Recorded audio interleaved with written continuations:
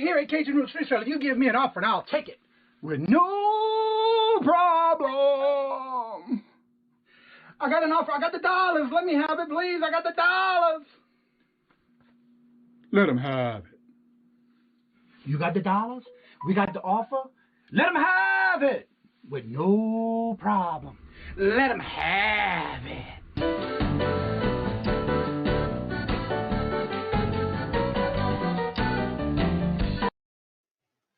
Good morning, everyone. And Nani, there you go.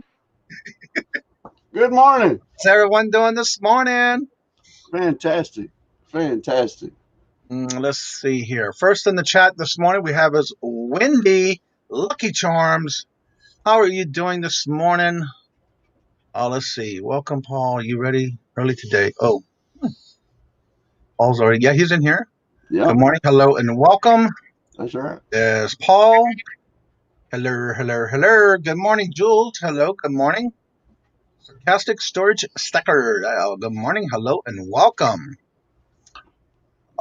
Jules. Everybody's saying hello. I forgot how crazy intro was. Yeah.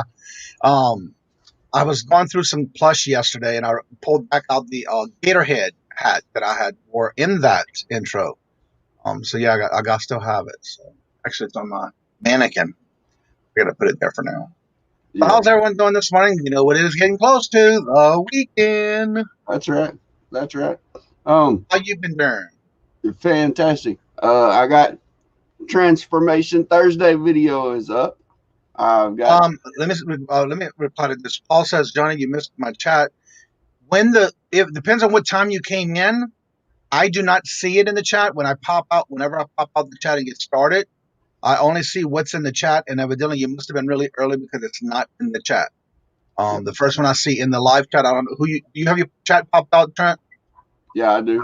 Who you have first? Lucky Charm Wendy. Yeah, that's what I see too. So evidently you might have been in here too early to where it does drop off any comments depending on what time you put that in the chat. But as of right now, I don't see anything prior to Wendy at 8:35 or 8:15 timestamp. Is the earliest I see. Yeah. I'm sorry. Go ahead now. You're today. Oh yeah, today's Transformation Thursday, and if you're wanting to change something, then start by researching it and trying to figure out everything you can about it, and then the transformation will come. You'll get new ideas about transforming whatever it is that you want to transform. Right. You want to grow. Hello, and good morning to Aaron Proctor. Good morning. Hello. Good morning, Mike. He left several messages. Again, like I said, because when I open the chat, it's not there. So whatever you may have typed does fall off if it's too early before the show. Yeah. And I don't see it, so I'm sorry. Paul, you might have to type it again, whatever that messages were. He said 45 minutes before the show. That may be too early. I don't know, but I do know it's not in the chat, what we see. Good morning, Carol. Hello. Good morning, everyone.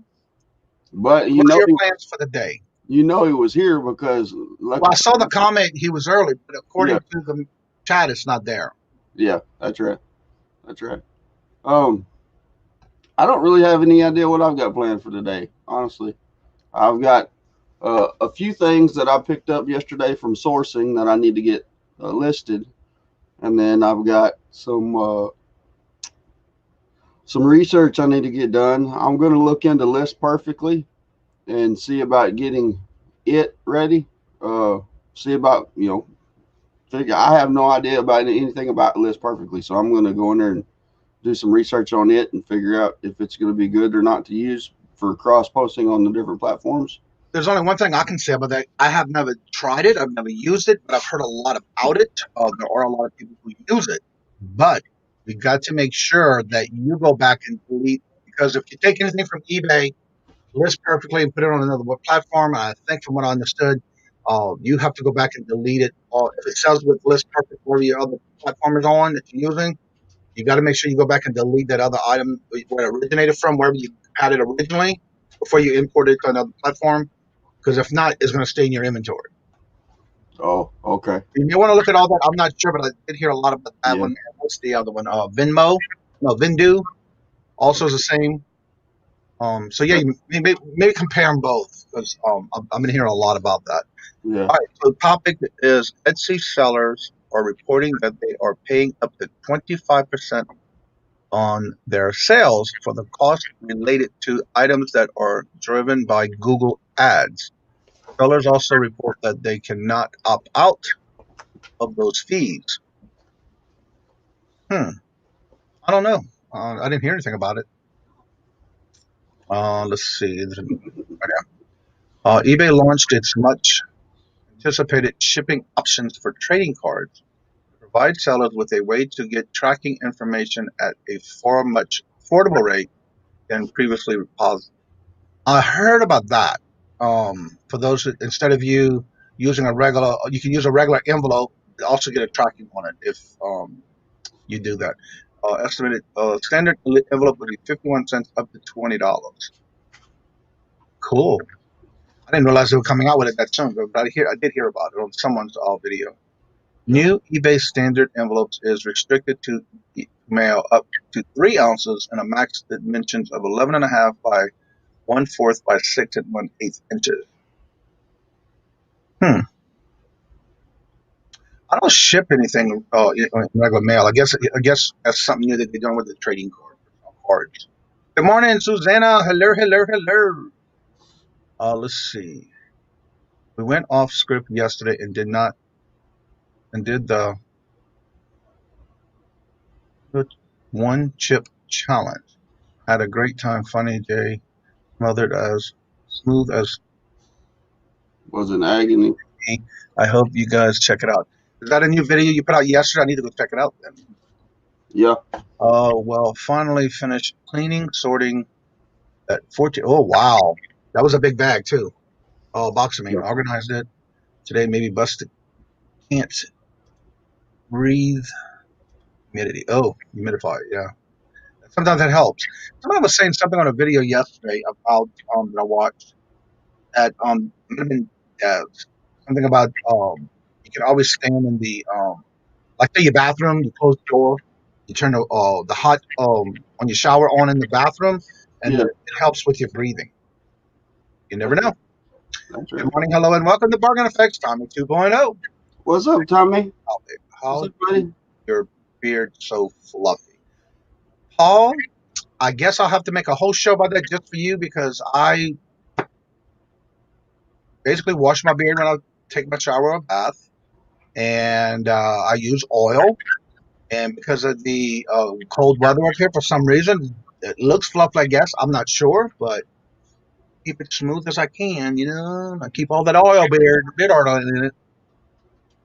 That's right. So, That's yeah.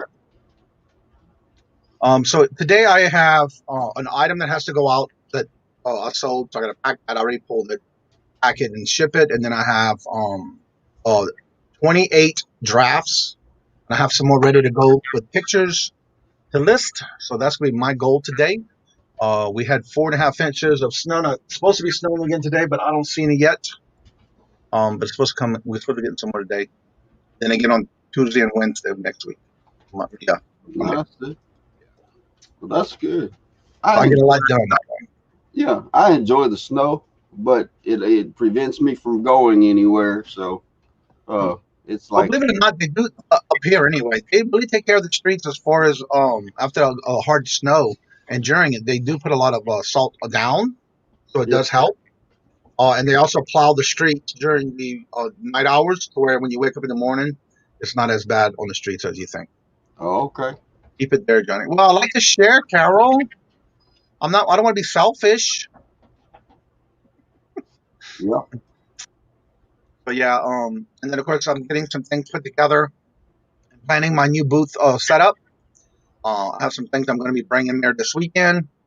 No later than Monday for sure, because I have to have it ready to go in on Monday. So I'm putting some more stuff together to put out, and I have a couple of shelves that I'm bringing, and some half shape glass display tables to put in the booth as well. Okay, that's cool. That's So I'm good. doing that done by Monday at least. Have some of it done.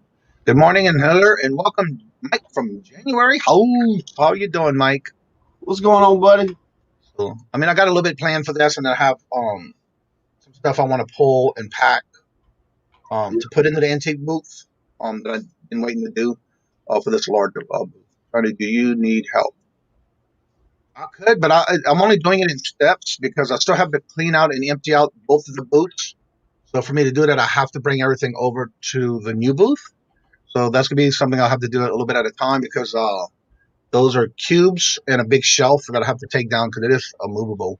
When I take it down, it's a lot easier. So I'll be doing that probably Monday or Tuesday because I can start moving in there Monday. Okay. Good packing orders and listing. Oh, cool. Thank you. So again, I have to plan it out because I do have to make sure I get everything out of those other booths. But to do that, I need to bring stuff for the new one first. So that way Monday is the first of the month, and that way I can start working on getting that all decorated and put in. Because I want to start putting. I have a lot of paintings from New Orleans that I have. I've been enjoying it all this time, and it's just time to get thinned out on a lot of my paintings that I have. Not that I didn't do them; it was artists from New Orleans that I bought them from at different art shows. Yeah. And so I do want to start bringing those in to kind of thin out the walls because I have a lot.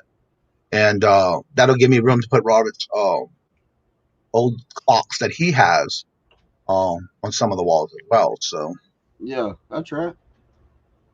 That's good. and that's one good thing about the bigger booth I have now. I have more walls, so now I can start putting paintings up. Yeah, yeah, but like you said, I mean, if you've been enjoying them and you're ready for them to move on and get new stuff, then Yeah, yeah, I've been talking about that for the last couple of years. When I turned 50, I told Robert, I said, it's time to thin out and minimize the stuff I have. And yeah, he's like, why? It's your stuff. I said, yeah, but think about it. Now that I can move on and have less stuff and let somebody else enjoy it, yeah. That's right. you can only keep so much of it, and that's just less I have to dust after that. So, you Yeah, know what I'm saying? Because that's a big job in itself, and you got a lot to clean in the dust. And the weird thing about it, I have these glass cases that I have in the case, and I started to go in the case to dust it. How the dust gets in there, I don't know. yeah. I don't know about you, but I hate dusting. I don't mind doing anything else. I'll fold clothes. I'll wash the dishes. I'll do all that stuff, but I hate dusting. I just hate seeing the dust, so I have to do Yeah, it. yeah. Hello, and good morning, the Flipping Sport Sky. Hello, good morning, and welcome. Good Road morning, Better, buddy. Mr. Chuck. Hello. Good morning. She sure is, Paul. What did I miss somewhere? Oh, she's a boo-boo. Yeah, I have a habit of calling a lot of people boo-boo, Paul. It's just not a habit. Johnny, when you say a booth, do you mean a bookcase in antique malls? And actually, my new space is going to be, it is 10 feet deep by either 4 or 5 feet wide. So it's actually a larger booth where right now I do have one that's a bookcase and yeah, another one is a small, it's like I want to say 10 inch, it's a very 10 inches deep. No, I think it's like six, it's 6 by 2, but it's a small booth, the one I have. yeah. But yes, I did have one that was a bookcase and one that was a smaller booth, whereas this one's going to be much larger. Here in South Florida, we literally call bookcases a $100 booth per month. Now, the two that I have now, one is a booth. In fact, if you watched Paul's video Tuesday, we were on there talking about the pros and cons of either having a storage unit or a antique mall booth.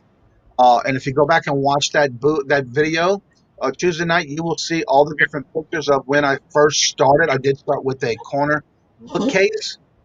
Then I went to a second booth, which was a smaller space.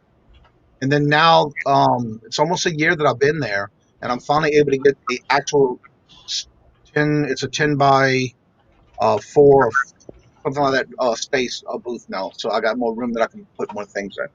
Reseller on the road. How are you doing this morning? So good to see you. Yeah, good morning, buddy. It's great to see you this morning. Yeah, it was myself, two hip chicks, Dawn and Mary, Paul and Brandon came on. He's the Lego man of the Midwest. He also came on the show, and we basically talked about what we do in our booths and things like that. Yeah, The various styles and size booths that we have, as far as showing everyone what is the difference between if you were to say you want a storage unit to store your stuff, or do you want to put it out where people can actually watch it and look at it and buy it and touch it? Whereas that way you're not having to pay for something that's behind closed doors versus out in the open where people can buy it. And so that was the main thing that we did talk about on that Tuesday show at Paul's channel. Yeah, that's right. I need some advice from you all. All right, let us know what it is. We can see if we can help you. Okay. You always can come on and ask the questions, whatever you like. It's up to you. Oh, speaking of, I need to put it in there. That would help, wouldn't it? It's 16, so yeah, you usually put it in at 10 after. There we go. All right, pin it up. There we go. If anybody wants to come in, there is the link in the little blue box above. Have to go watch that video. Yeah, it was on Tuesday. It's at 6 o'clock. And actually, the thumbnail is a picture of a storage unit and a antique mall. Yeah. Well, last night I was on Adam Exploits channel, and we had a fantastic conversation, guys. If you're trying to get into reselling, or even if you're already a reseller, then go check out that video because it's about an hour and 9 minutes long, but it has got so much good information in it. I mean, he had it planned out to where he would ask me questions about selling on different platforms and how I sold, and whether I promoted products, and how I shipped, and whether I used pirate ship and all that kind of stuff. And we went into depth on how to do the promoted listings. And I mean, like I say, there's a lot of great knowledge in that one video. And so if you get a chance to check it out, it's on Adam's Exploits channel. And I wasn't able to watch it last night. I had to go to, we had somebody's got YouTube open.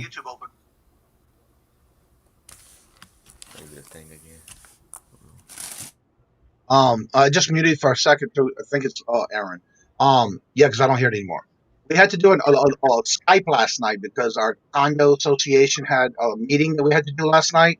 Yeah. And so we right after the auction, I had to jump on there with them because we had to do some a meeting for the year, for the beginning of the year. Start off with things that we have to get voted on for our condos in New Orleans. So I have to go back and watch it because we had to be part of that last night. Back Road Bitter Chuck says, I've got 1,000 followers on Instagram. I promote my newest video on there, but I'm trying to figure out how I can turn that into more videos on my YouTube channel. Does anybody have any idea of what he's asking and what's that entail? Yeah, he's trying to get his followers from Instagram to YouTube. I still hear that echo. Yeah, Aaron. Yeah, hold on a second. I'm trying to. It's a headphone. I'm just going to mute you for a second. Okay, go ahead. He's got to get his headset coming on. Yeah. Okay. He's trying out his new computer. Yeah, that's right. No, do you know this answer to this question? Honestly, the best thing you can do is just try to shoot your videos to where they're Instagram friendly but YouTube capable. And what I would do is I would put that video on both. I would put it on Instagram and YouTube, and tell them whenever just make sure that you put in there, hey guys, this is Chuck, the Back Road Bitter, and I'm trying to get you guys to go to my YouTube channel and check it out. If you're looking for more information, then check it out on YouTube, and make sure that you give them your link in a direct. Like what I do is I say my link is in the bio. And that way, if anybody wants to go to my YouTube channel, all they got to do is scroll up to your profile and then click that link, and it's easier for them. So are you doing the link as far as to the YouTube channel or to that video when you're doing it in the bio? I think he's trying to get more Instagram followers to subscribe to his YouTube. Okay. You would probably use your main channel link then. Yeah. Okay. Do the main channel link. That way, whenever they get there, they can find all of your videos. Yeah, because Sporting God says, I feel like you were able to actually link just by saying the link in your bio. That it won't matter. Yeah. Can you actually post the link on there? And see, that's like me with my Facebook. Yeah, that was the video we did this Tuesday. I've got probably 5,000 friends on Facebook, but just getting them to respond and to any of my videos is hard because a lot of people are there. They believe that everything is a scam, and they just don't take the time to look at the videos or whatever. And so every video that I post on YouTube also goes on my Instagram, my TikTok, and my Facebook. And like I said, Where you put those links at? How do you get to it where you can put it there? on In your bio? on Facebook, all you do is whenever you put the link in the comment. Yeah, I know that. I'm talking about Instagram or Yeah, if you're whatever gonna else. if you're going to do it on Instagram, what you do is you put your link in your bio, Mhm. and whenever people want to go to your channel, which I don't think you can do your link to a specific video and to just your channel. You can only pick one or the other. So I just send them directly to my channel so they can All right. browse through all the content. But put the Because link. Jules says, I agree with, she was agreeing with a sports guy because a lot of times the link in the bio doesn't work properly. Right, yeah. January House says you can also change the link in your bio to land on your newest video when you post about it. Click this link in my bio. Yeah. And see, that's what I'm saying. You can either do a link to the video or you can do a link to your store, or your page. Or your channel, yeah. But I don't think you can put a link to both. I mean, you might be able to, but I don't. One or the other. Yeah. Good morning, hello, and welcome to DC Sales. Hello. But much easier. It's much easier. It would be put to a link directly to your post. I don't know how to do that. Begging is not a bad idea. Never, Chuck. If you have any questions, always ask. Right. Some people, you never know how many people may be able to answer you and help you with that. And of course, I don't know because I have not figured it out myself. Listen, Chuck, I'm not about begging. It's still talking about the Instagram of Chuck. Exactly. You just never know who else needs, not asking that question, and needs to do that as well. Somebody has, let me see something for a second. Can you hear me? Yeah, somebody's mic is still on from YouTube. If you have YouTube on, you might want to mute at YouTube.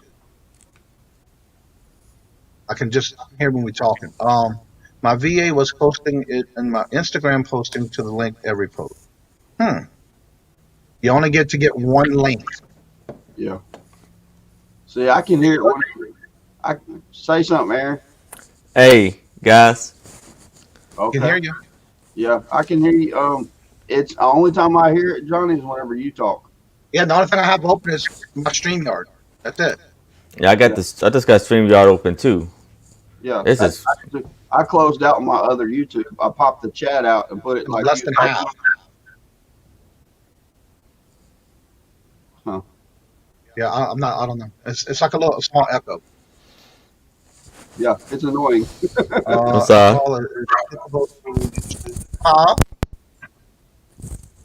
Can you hear me now? Yeah, I can hear you. Yeah, I can hear it in the background. So you might want to check your volume. Okay, that's maybe what it is too. Yeah, can you turn your volume down just a little? Your mic is loud over there. Is that good? Yeah, hello? Yeah, I can barely hear it now. Okay, it's yeah. This laptop I got in there. On your new laptop, so that's how you work the kinks out. Yeah. Let's see. It's clickable through. Usually don't have a copy or paste that into your browser. I'm surprised there's not a YouTube video with that up there. You can check it out too. Yeah. You can use a third-party Linktree. I've heard of that too, Linktree. See, that's what I've been needing help with too, is my Facebook. How do I get my Facebook friends? Because like I said, I've got 5,000 Facebook friends. How do I get them to my videos too? And without being like, hey, and I've even said, hey guys, go check out this video. It's really cool, and I think it would benefit you if you did. And let me ask you this: when you do your videos, I know you do some lives and you do pre-recorded. Do you post it like at the bottom of the video? It says share. Do you share it to your page? Yes, I share it to my personal. I share it to my Facebook page. I share it to my group. I share it to all the Facebook groups. Okay, then it should be okay then. That's how I do it. Every show and every morning and things like that, I pull over and bring to there. Aaron, so they're telling you hello. Cabbage Sean is here today. Good morning, Paul. How are you? I'm blessed, and you? I would hope I'm blessed. I don't know. I don't pray enough. So let's go to Aaron real quick. And Aaron, how's it going on your end, and what you got going on today? Not too much. I Okay. hopefully do some listing, and I got a few things should be coming in today and going through that. So hopefully I can get these things going. May have to go to the post office. Aaron. Oh, I see. That looks good, bro. That looks good.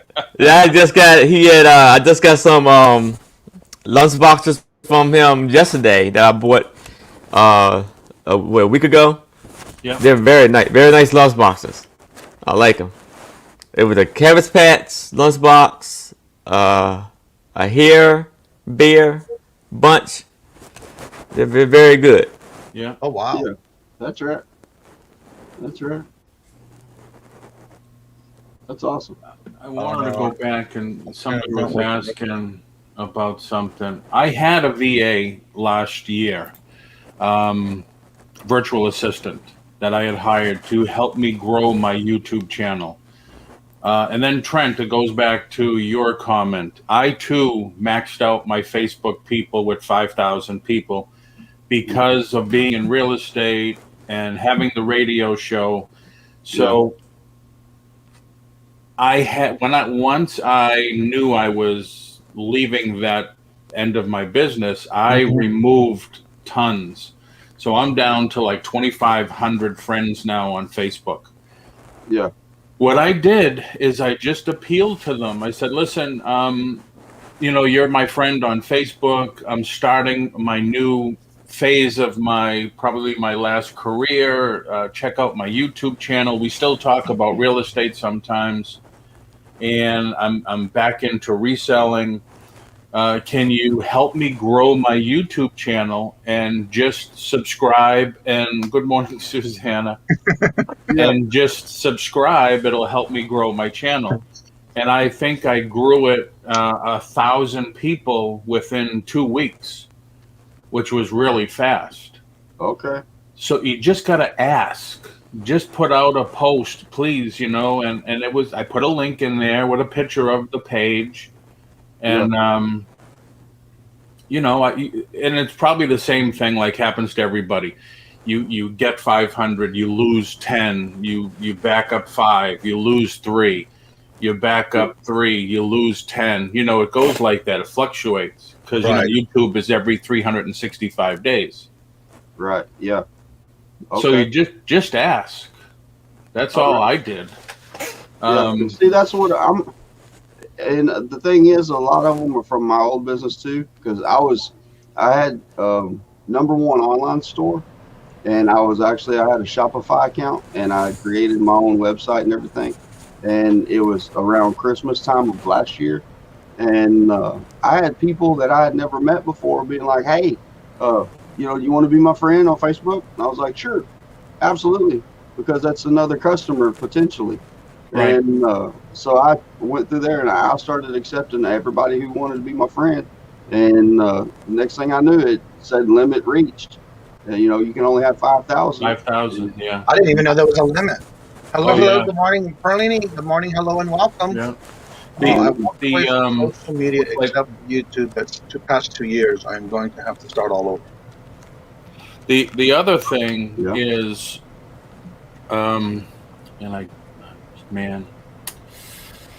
So how's everybody doing today? Good.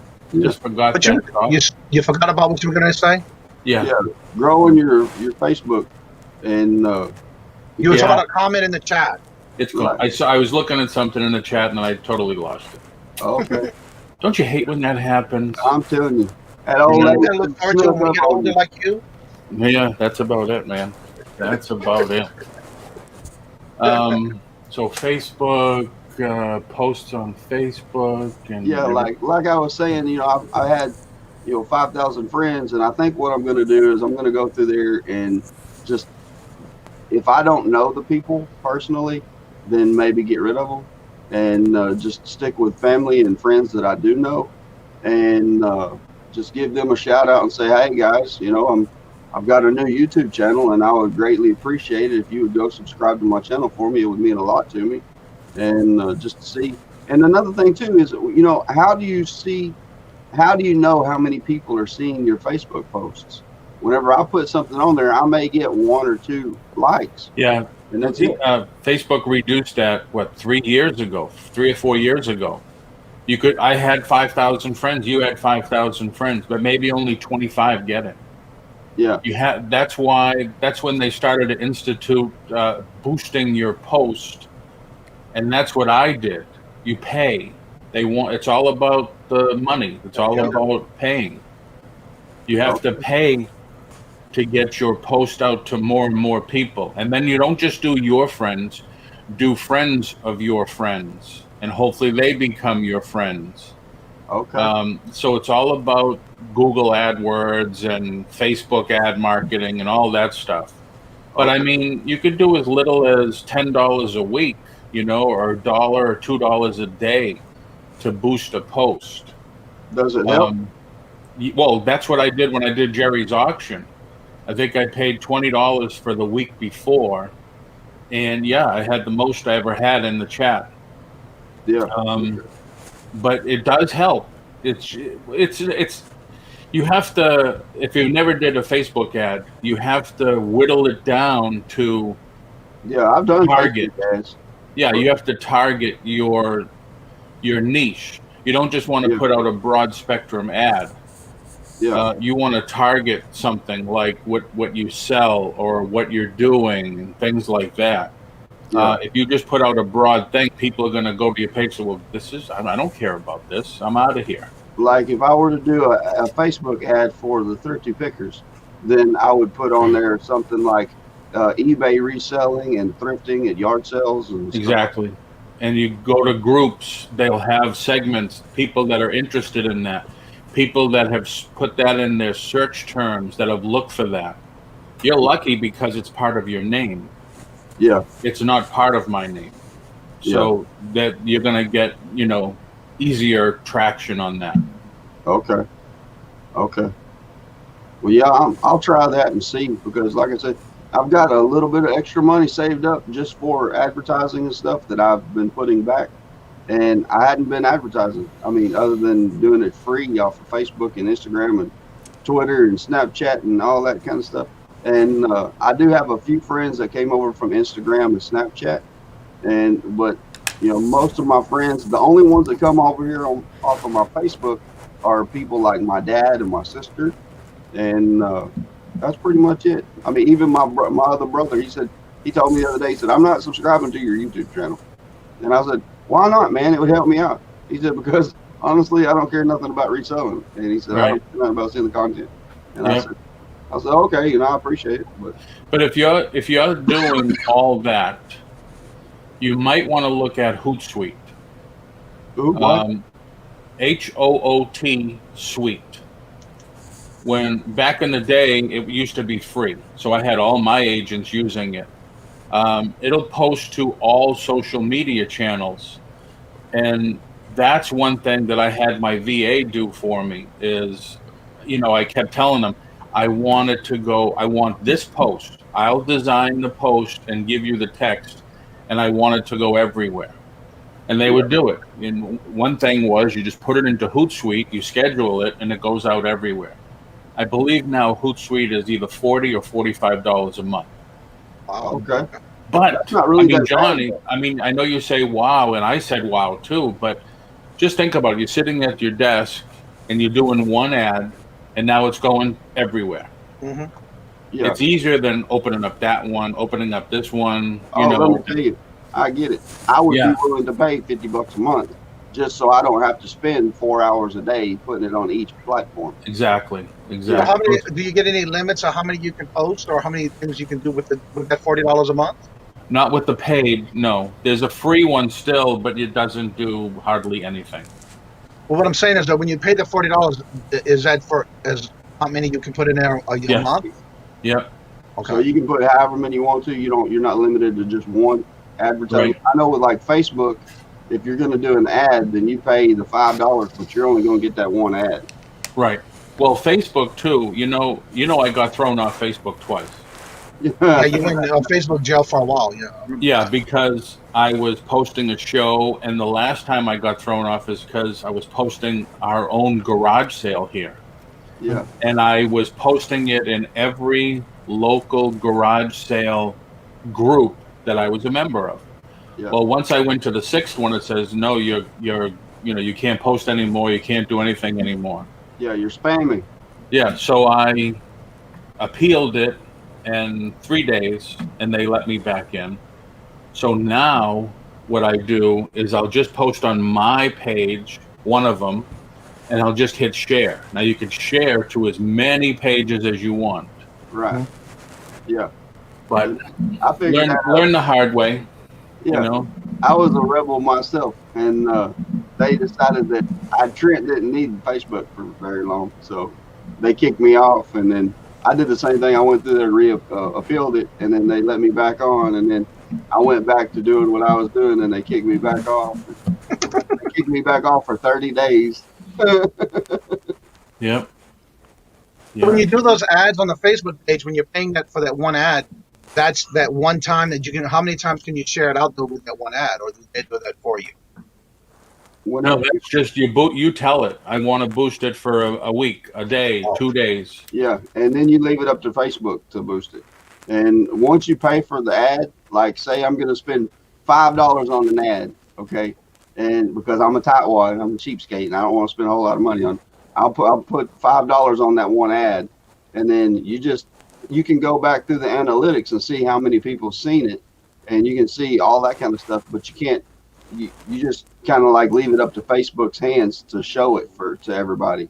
You just give it like a generic audience of who you want to see it, and once you create the ad and get everything the way you set up, and then you go pay, then Facebook will distribute your ad. Like if they're sitting there watching a video, then your ad will pop up in their video, or it'll be on the bottom of the screen, and or it'll show up in their news feed. Or I mean, it's just they've got so many different ways of advertising, and if you were to pay for all of them, then you're going to spend some money. Right. I mean, Justin said the platforms are stupid. TikTok took down one of my videos with 10K views, saying it was illegal, and it was not. It was me talking about 80% of the Legos at Walmart. Wow. Interesting. Wow. Yeah, that's crazy. I don't do TikTok. TikTok seems to always in the news because it's owned by the Chinese, and that's how they're getting in, hacking us and stuff. Yeah. Well, see, that's the thing. I do TikTok, and the reason is because the younger generation, they, especially kids that's like my daughter's age and my son's age, they are all the time on TikTok. Yeah. And they love TikTok, and because it's something that's entertaining. So if I can reach some younger generational people, then hey, yeah, I'm all for it. But is that your demographic? My demographic from what I've seen and looked at is what is it? 32 to 65. What was that? Is it the 60 plus? No, 32 to 65. So it's broad range. When you say demographic, you mean what's my age range? Right. Yeah. Who's looking? Okay. Mine is mostly women. Just like a YouTube channel, you can actually see who's actually watching your channel and your age groups and all that on your YouTube channel. Okay. It gives you an idea. You should look at that. I mean, whenever I decided to go live on YouTube and to help people with their businesses, my intent was to help the guys that have been laid off that during COVID and stuff, because I mean there's a lot of people that got laid off during the time, and I was one of them. And then the single moms that are out there that are trying to make extra money, and just because if anybody can do what we do, anybody can do the reselling. If you've got a computer and if you've got stuff laying around your house that you don't use, you can sell it. And I mean, it's a great way to start out making money, and you have the potential to make a lot of money with it. And that's like me. I mean, originally I had up to 500 products in my store, and I've sold so much stuff that now I'm down to 242 products. And Right. No, Oh, it's true. Carol. It's true. Aaron, you're gonna have to be quiet, buddy. First, she says Yeah. too much. Then she comes back and says that no, he's just up there for being eye candy. That's right. He's a handsome devil, ain't he? I'm not good with TikTok, but I think that they're. And again, I'm not you. I'm very seldom to go watch TikTok. The only time I was watching anything on TikTok was when, at the beginning, when I started watching Simply Dana, and she did a lot of her music, singing and things like that. We were doing a lot of short videos with that, or singing a short video with somebody else. And that's the only reason I was watching it. To go on there and post stuff, I have never done it. So You should post the video. I say, come to. You should post that one and see what response you get. okay, Yeah, that's but right. does it That's have a to be in funny a certain video. format? Trying to understand where I think somebody was saying it has to be in a certain format, like Right. the short videos. Yep. But you Okay. can, if you use Movie Maker, you can make it the format you need to make it to. Okay. Yeah. And I have that on my computer. Okay. Because that's what it is. Mostly is little girls, well, young girls lip syncing to songs, doing funky dances, twerking. From what I how long does it have? understand, How short does it have to be? I don't know. I've never done a video on there. I guess I'll try it out on the street then. Yeah. And, I mean, just try it and see. I mean, who knows? It may be the best thing ever. Yeah, again, I'll check it out. There is a lot of eye candy on the panel. Yes, indeed, Chop. To answer the flipping Justin's question, yes, I am looking for single moms. I am looking for a middle-aged, laid-off man. If that helps you out any. Okay, look at I'm here. Lord Jesus. I don't even care. I'm waiting for the flying frying pan to hit him in the head. Yeah, you must not be in the same room with him. I like the guys with the majestic white beard. I'm safe right now. She's at work, so. Okay, so let's get Aaron to talk a little bit. What Yeah. is it you do? Let everybody know a little bit about yourself, because I know you've been on auctions before. You have done trial, and now you've got yourself a new computer, which I have to say looks a lot better than you on your phone. Yeah. So let everybody know. I know they see you in the chats. So those that are new here, let everybody know about you, what you do, and what your goals are. All right. Aaron, Well. Aaron. I'm up front. As you can see, my YouTube name is Aaron Proctor. My name. I'm reseller. I been doing options on other people's options. You know, so I was getting my feet wet doing the options, you know, on live options and stuff like that. And so my goal for getting this laptop that I got is to start trying to do my own lives. Mm-hmm. And so I'm trying to figure out how to go about doing it. I want to know how to make, you know, the thumbnails and making Just a quick thing. Can you lower your volume a little bit on your mic? Oh, I'm saying that you're a little too loud. What are you using for a mic? Huh? What are you using for your mic? It may be this. I have I don't know. It could be a little louder when you got it close. Yeah. All right. Well, can you hear, is it good now? Or Yeah, it does sound better. Okay. Yeah, he's trying this whole new setup, so he's getting everything worked out. This is his first time setting everything up, so thank you for giving him. I didn't want to make y'all deaf. I apologize.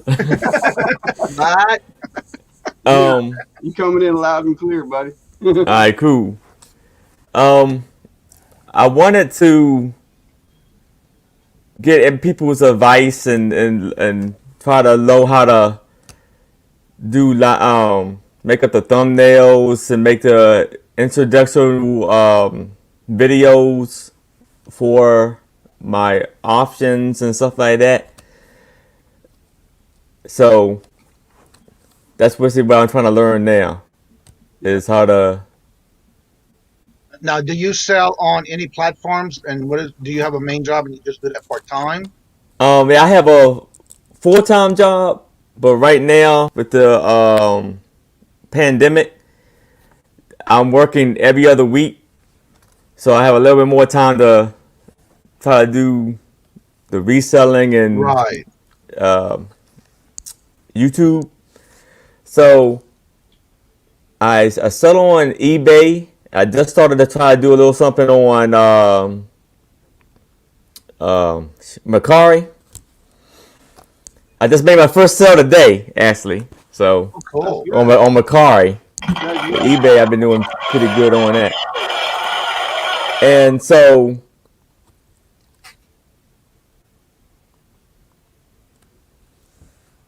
lost my. Yeah, you're still there. Yeah. Just wanted to kind of get more. Well, with the stuff that I sell, it's a wide range of things because um I buy storage lockers. Uh-huh. And so there's all types of stuff that I get from the lockers that I still have and stuff like that. So I have anything from, sports cards to plus magic cards, Pokemon cards, women's clothing, men clothing, electronics. Where were you located? In Maryland, in Southern For a Maryland. minute, I thought we didn't hear from you for a while. I thought you won that lottery, the big mega ball in Maryland. Yeah, that was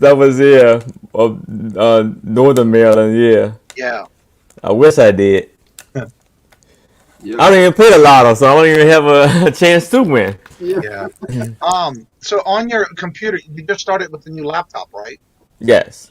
Do me a favor, on the bottom corner, at the right bottom corner where you see the little microphone on your computer, tap on your little computer icon for the volume. Bring it down about 50%. Okay. You're so close to it that it's making it louder, and people are still saying you're really loud. See if that might help. Just go Okay. like maybe 50%. There's a little slide bar you can slide to 50. All right. What kind of computer did you get? I got a Chromebook. Oh, okay. All right. Oh, I see. Okay. Is that good? Much better. Okay. But somebody sounds like they got YouTube open. Is it Not me? me. Not me. Oh, hold on. I think it's maybe me. If you have the Maybe, YouTube on itself, just mute that part of the video. You're having a back echo. yeah. If you Hold have on. the actual YouTube open, just mute that one. The first time I went live, Here we live go. on Is that good? I did that. That's okay. That's how you're going to learn. I know you're still learning your new computer, Yeah. but that's how you're going to learn. Yeah. Yeah. Like I was saying, the first time that I ever went live, I went live on Gail's Small Town Pickers channel. And for 10 minutes, they're like, your YouTube's open. Your YouTube's open. I was like, no, it's not. They're like, yes, it is. I was like, I have no idea what you're talking about. And they're like, on your other screen, Trent, turn your YouTube, you mute your YouTube. And I was like, what? And then I realized what they was talking about. I was like, oh, I feel so stupid. I'm sorry. But everybody's got to learn, man. And we're here to help you. So that's fantastic. Yeah, he's on. He came on too because he made an arrangement. He reached out to me to see if I can help him. So I will be helping him after the show, guide him through things that he's needing help on. And at the same time, I know Susanna asked. So after the show, Susanna, you can come on as well because they both need to learn the same topic. So I'll teach both of y'all at the same time. Yeah, that's fantastic. After the show today. The best way that I found to do thumbnails is to get on Canva and just play around with it, because there's so much opportunity with Canva that you can do so much with it. And like I say, just get on there and put a picture up and just start playing with the text, and you can go up to the effects and you can change the text backgrounds and the inserts, and there's so much you can do, but it just takes time to learn. And just play around with it, and then as you're learning it, then you'll get more ideas and more things to do. And you're like, hey, let me try that. And like, you can take a square and you can put it in, and you can put a picture in. And if you want to just do like a little border for a background or something, you can right click on it and it'll say send forward or send backwards. and you can send it backwards, and it'll send it behind the picture that you got up, so it'll make a border and stuff like that. I mean, just it takes time to play with. Says you got her hooked on TikTok. Oh, I got her hooked on TikTok. Well, that's good. I like TikTok. It's a lot of fun. Canva is normally pretty terrible, but with the bad thing about TikTok. Yeah, for me, when I first started, even though they have all these other programs, I just started using, when I did my thumbnails, I always used to use, which I still use a little bit now and then, is the actual, we talked a little bit about this yesterday, PowerPoint. It's something that if you have on your computer, use it, especially when you're first starting out with thumbnails, because there's other programs you can use that gradually you can go into it as part of your business expenses. Yeah. Like that. Hello, and welcome, Misha, in the holes. Let's see. I got the baby boomer market covered for YouTube storage auctions, buyers, graphics, videos. Yeah, you definitely need to check every now and then your demographics in your YouTube analytics area. That way, it can tell you exactly what target areas you're reaching with your video. Yeah. Wendy, no, I don't like the idea of playing grit ball. It sounds painful. Playing what? You ever seen the Medea movie where that guy's wife and she's like, you need to play some grit ball and throw the hot grits on it and whoop him with that iron stick? Yeah. No, I don't want to. That's a southern thing that we always talk about, because once you get those grits hot, you don't want to get burnt with them. Yeah, absolutely. But no, she's talking about me looking for single women. Oh. I'm just trying to promote the business. We are calling ourselves the Flippin' Frozen Gang. Okay. Interesting. Yeah. Good luck with that. Yeah.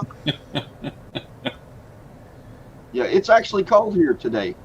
Well, how cold is it? Well, it's probably 55 degrees. Yeah, it's the same here. Oh my God. Yeah. Oh wow. It's cold enough that I've been sitting here shivering, and I've got this dog right here between my shirt. Oh, you're trying to keep him warm. Yeah. Look at him, looking at you like, what you doing? Look. Why you opening this up? Yeah. Wait a second. I was comfortable. I was warm. What are you doing? But close it back up. Yeah, my fingers are numb and I can't feel them. So whenever I pet her, she gets like growls at me. Right. It's like, get them cold fingers off of me. Check out the yep. Okay. So what is it you just started? You said on Mercari? Yes, Mercari. I'm selling started this because I've been just selling basically on eBay, but I was trying to do Mercari and stuff like that. I don't know, it's a little different more than eBay, and I try to do especially with the women clothes. I was told that try Mercari and Plusmark. I'm having the Plusmark is a little. I'm not liking using that. It's so much into it. I gotta figure it out a little bit more. And then the more you're gonna list, the more you're gonna enjoy. Because I started making sales on it. It took me a while to make my sales on it, but you have to continuously still do the same thing like you do on eBay. You have to be able to do something every day. Yeah. Yeah, we're 25 degrees up here in Mass. Whew. Yeah. Aaron, how do you, because I have never done it yet, but everybody amazes me that I speak to. When you do storage units, do you do it all by yourself? Do you have people helping you? Yeah, I do it by myself, but that's why I have to be careful of what lockers I get. I can't get too big of a locker or, right. And it's just, I'm doing it by myself and I'm using a small truck to pick it up, so I can't get big furniture and the big lockers. So I'm kind of going for the smaller ones and sometimes the cheaper ones.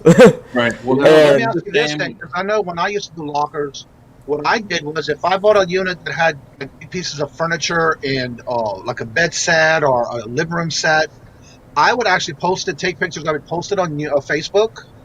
Yep. and have them come and look at it at the storage unit before I had to get everything out, where I didn't have to move Yeah. it. Yeah. And I Yeah. sold a lot of furniture that way, where that's all I had to do then after there was just basically go through the boxes and get them out of there. So it made it a lot easier. So that way I can go and start buying some of those bigger lockers that I don't want to really fool with the furniture part, and just get rid of it as fast as you can that way. Yeah, cause I have heard people do that. I never did that yet, where I buy a locker and just because if you don't buy that locker outright or whatever, you had to clean it out within 3 days. I Right. know some people. I've been thinking about doing something like that, like buying a locker and just kind of keeping the stuff in there, or just put the stuff that I have in that locker and to keep it in there. I haven't done it yet.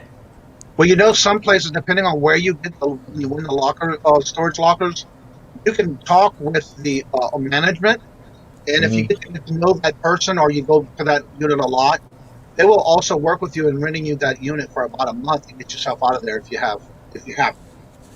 Yeah. That's if you can do that, because a lot of Yeah. times, especially when you get these huge packed lockers, you need more than just 3 days.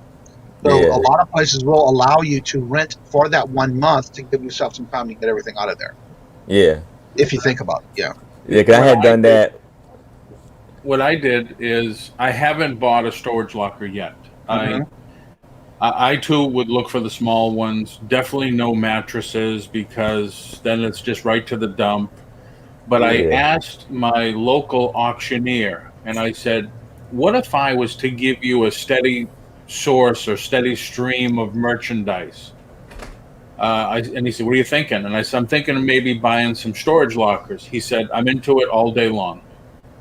So that might be a way too, if you have a local auctioneer. Say, listen, I buy storage lockers. I come with bed sets and living room sets. Would you be interested? And cut me a break on your fees. So in other words, I would go in, pull out what I want, what I can sell, and give them a call. Say, here it is. There's the key.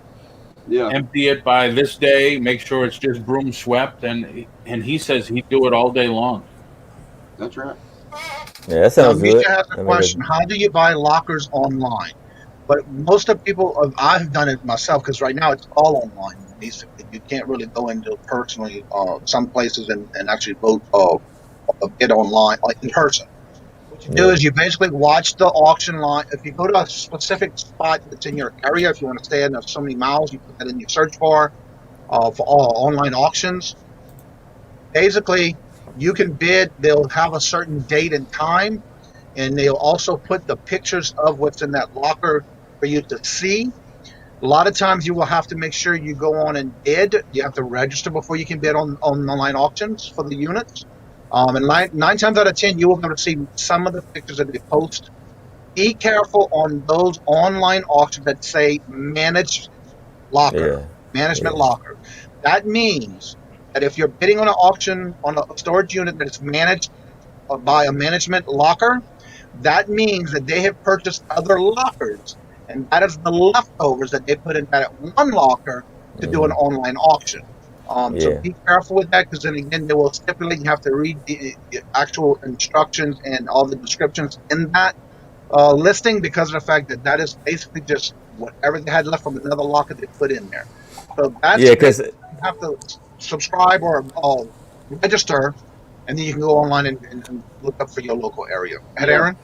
Yeah, because it's three online storage bidding websites that I use. It's it's one is Storage Treasures, Locker Fox, and StorageOptions.com. Now the best for me is Storage Treasures. It's the best one, what I find to be the best website. Yep. Locker Fox is decent. It seems like sometimes it kind of went up on their what they price. take. The percentage that they take from you. But like Storage Legends, it seems to be the best one. Can you show Go ahead. Can you show my screen? Yeah, I see it. Hold on. So I get these almost every day from Locker Fox. I think I only get Storage Treasures once or twice a week, but they just tell you 1 unit closing in 24 hours, and this is just one picture, and it gives you an idea of what's in there, and it says current bids at 210. They're looking for 220. Yeah. And you just go in, and they'll show you more pictures. And if they tell you too much, like in this box is this, that means they've gone through it, and you don't want that. Yeah. Yeah. And you've seen that. And then sometimes you gotta be careful with that too. Yeah. Where I was blown away almost. Where it was this one store. So like they pulled the pictures. But for some reason this one locker for almost for the whole week, it was no picture being shown. And then within like 24 hours or like a few hours of it about to be closed, all of a sudden the picture magically pops up and everything looks so neat and like you can see everything in it like it been prop there. And I'm like, Yeah, they do. and sometimes you have to, they're not supposed to, but I think they do at times go through that locker and take up what they want. Yep. They stay. So you got to be a little careful how is it being, how you see it. If it's a little too neat or everything, it makes you wonder. So you gotta be careful with that. You gotta look at how things look in there. You definitely have to look at that because a lot of times when they stage it, it's because again sometimes they'll list it as a manager special or management locker, and that's what that means. I want to say hello to, and I have been subscribed to this channel, but I'm glad to see in the chat is Mystery Flipper. He does have they do have videos up. He's only at 10 subscribers, so let's see if we can show him some love and support, or he or she, and get the subs on that channel for him. When we use bid13.com for storage lockers. Never heard of that one. It's a new one. Don't buy the management specials unless you. Yeah, exactly. And I've seen that people say you should only go for leaned units. Correct. Right. Yeah. Hello, Emily. Welcome, Patrick. Do you buy them consistently, Aaron? Like, are you like minimum a week, 2 a week, or a month? Yeah, I to be honest with you, last year I was buying them pretty good last year, but it seems like with this COVID, with the whole COVID thing or whatever, the prices of the lockers has went like skyrocket.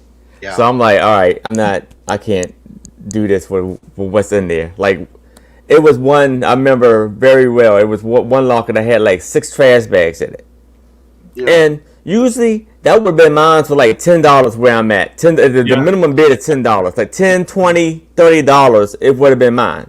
Yeah. It was 2 days left, and the bid was already at $100. I'm like, no. Yes. That's way too much for those trash bags. You don't know what's in it. Right. But you do find, like, understand, like, I bought a locker one time that it was jam packed with trash bags, and I guess people saw it, like, oh, trash bags is nothing. I bought it for $10, and it was packed with women's clothes, women's shoes, and all stuff like that. I made so much money off that locker. Wow. That's one thing I've learned about lockers. When they're throwing things in a garbage bag, a lot of times it's the last minute stuff when they were packing or moving and had to get rid of it to put in that storage unit. And a lot of times they just throw it in trash bags because it was a lot easier for them to pack or put in the unit. So I noticed that when I see a lot of different YouTube creators who are doing those auctions, they find a lot of good things in those bags. Yeah, that's right. And that's not deter somebody shouldn't be by judging of only garbage bags. Hello, Maggie. Welcome. Maggie Doodle. Do you watch Jeebus? Who? Jeebus. Yeah, I do. I watch it. He said recently he stopped buying units because people are getting their stimulus checks and going crazy and blowing up the prices on them. Yeah. Yeah, they are. And it's like, it's way too much. Yep. Yeah. That's one thing I've noticed. The prices on those storage auctions, and I see them online, it's amazing on how high they started at, much less the bid goes up as high as it goes. For what I see in the storage unit. I have a personal request. Go ahead. Trent, can you take your hat off for a minute? No, like totally. And why would you want me to do that there, Paul? Well, I want to see if you match the rest of us.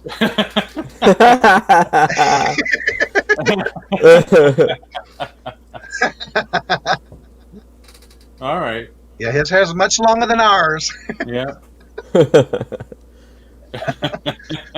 Yeah, I've been trying to grow it out. I want to get it probably shoulder length, and the reason is because I have had a burr my whole life, and whenever I was a little kid, I had long hair. And I thought it was cool, and my wife, I told her the other day, I said, you know what, I'm gonna grow my hair out just to see.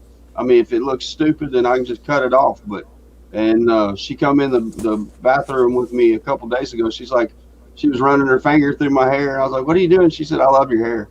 She said, I like it long like that. And I said, okay, well, good, because I'm just gonna keep. I want it, like I said, shoulder length or probably longer. So, but if you're wondering if I've got, I want to say something real quick.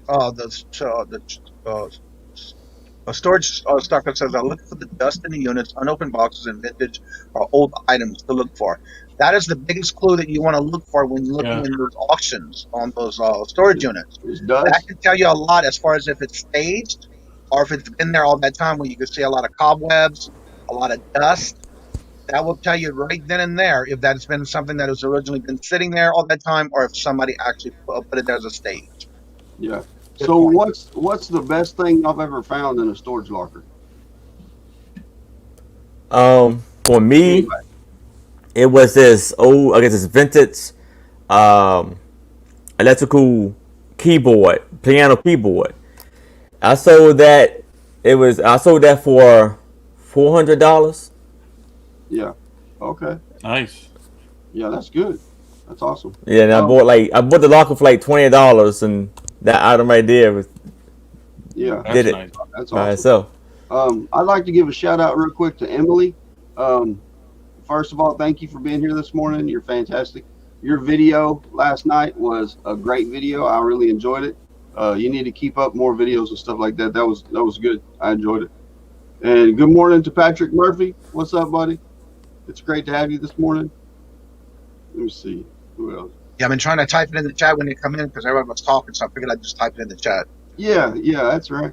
But Mr. Flipper said, throw it long. I'm going to bow out and let you guys talk. I'll listen in the chat. Okay. All right. Thanks for your help, though. I appreciate your help on the Facebook and the Instagram stuff. That was, like I said, I will probably be doing a Facebook ad here pretty quick, just to see if it helps. Thank you, Jennifer. She just put Mystery Flipper's link in the chat. If y'all haven't checked out the Mystery Flips channel, there is some videos there, and they're at 10 subscribers. So let's see if we can get them there higher. I thought I saw some videos. Yeah, there's some videos on there. So definitely check it out. Let's see if it went. I'm gonna refresh it. Got you at 11. Getting you there. Let's see. I found 3K in jewelry. Once extra space last week. Found 2K in silver, old coins. Wow. For me, I'd have to say for what I found, there was several things in one locker particularly. In this crate, there was two of these long crates. One was filled with old Barbie dolls, still in its box. And the other one was filled with different types of coins and jewelry. Avon boxes of stuff still brand new in boxes from Avon. You just never know when you're starting to do that type of stuff on what you're going to find. My biggest thing is whenever you go through a locker, always, always, always check everything. Pockets, books. What is that? Might play some music there. And also check everything, and you never know what you're going to find in every little nook and cranny of everything in that unit. Especially when we found, I'd say we, but myself, when I would open some of the books and I always flip all the pages. It's amazing on how much money you can find in somebody that puts money in books. That's always the best too. Yeah. So it's something it can be rewarding, but a lot of work goes into it. So yes, that's you guys listening to the ones with all the wisdom.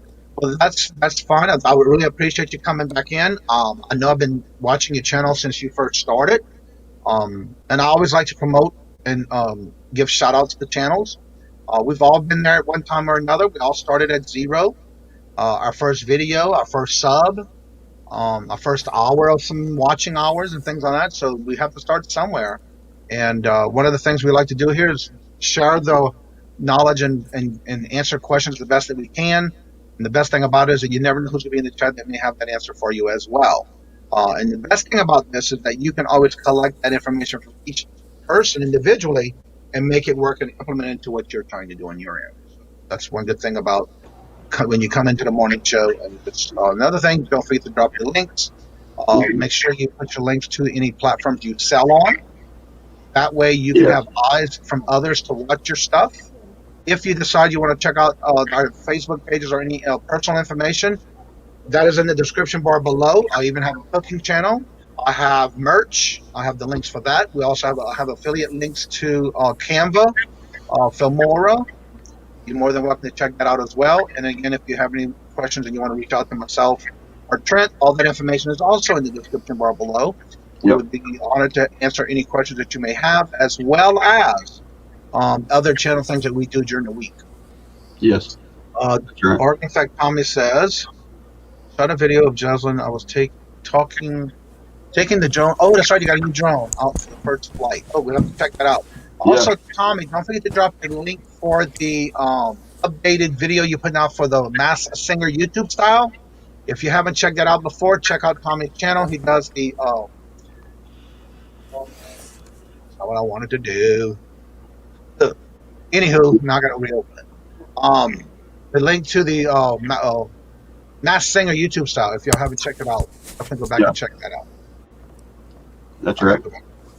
I watched his video on the drone last night.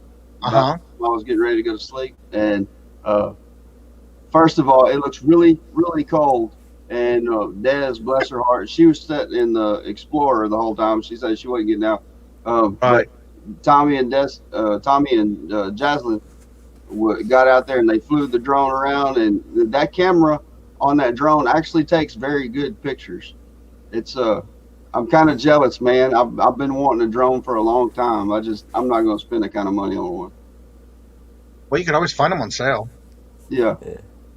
I mean, he still spent like $100 and something on that one, and it was a $300 or $400 drone. But my son had one that we paid $50 for. We actually got it at the dollar store, and it was fantastic drone for $50, man. Yeah, you couldn't beat it, and you could put whatever kind of camera you wanted on it, and you could fly it around. And we flew it, and he ended up getting it stuck in a tree, and I went up to get it out of the tree, and the limb broke. And me and trees and limbs, man, just not a good combination anymore. But anyway, whenever it hit the ground, it broke, and we can't find the replacement parts for it. So I'm hoping I don't butcher this, but it's Kaz or Kaz.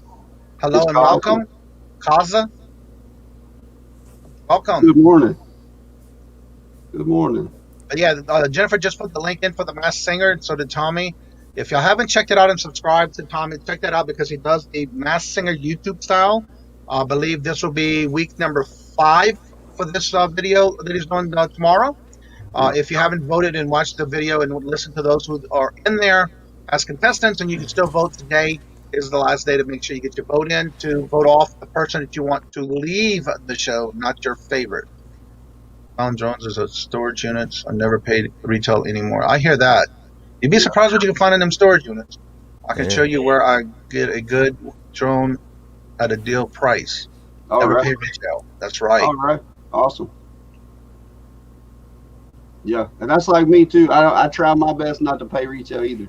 Right. There are a few things in my house that I have paid full price for, like our appliances and stuff. But 99% of the stuff I buy, I will get a deal on it. I will clear it out or something like that. So. Yep.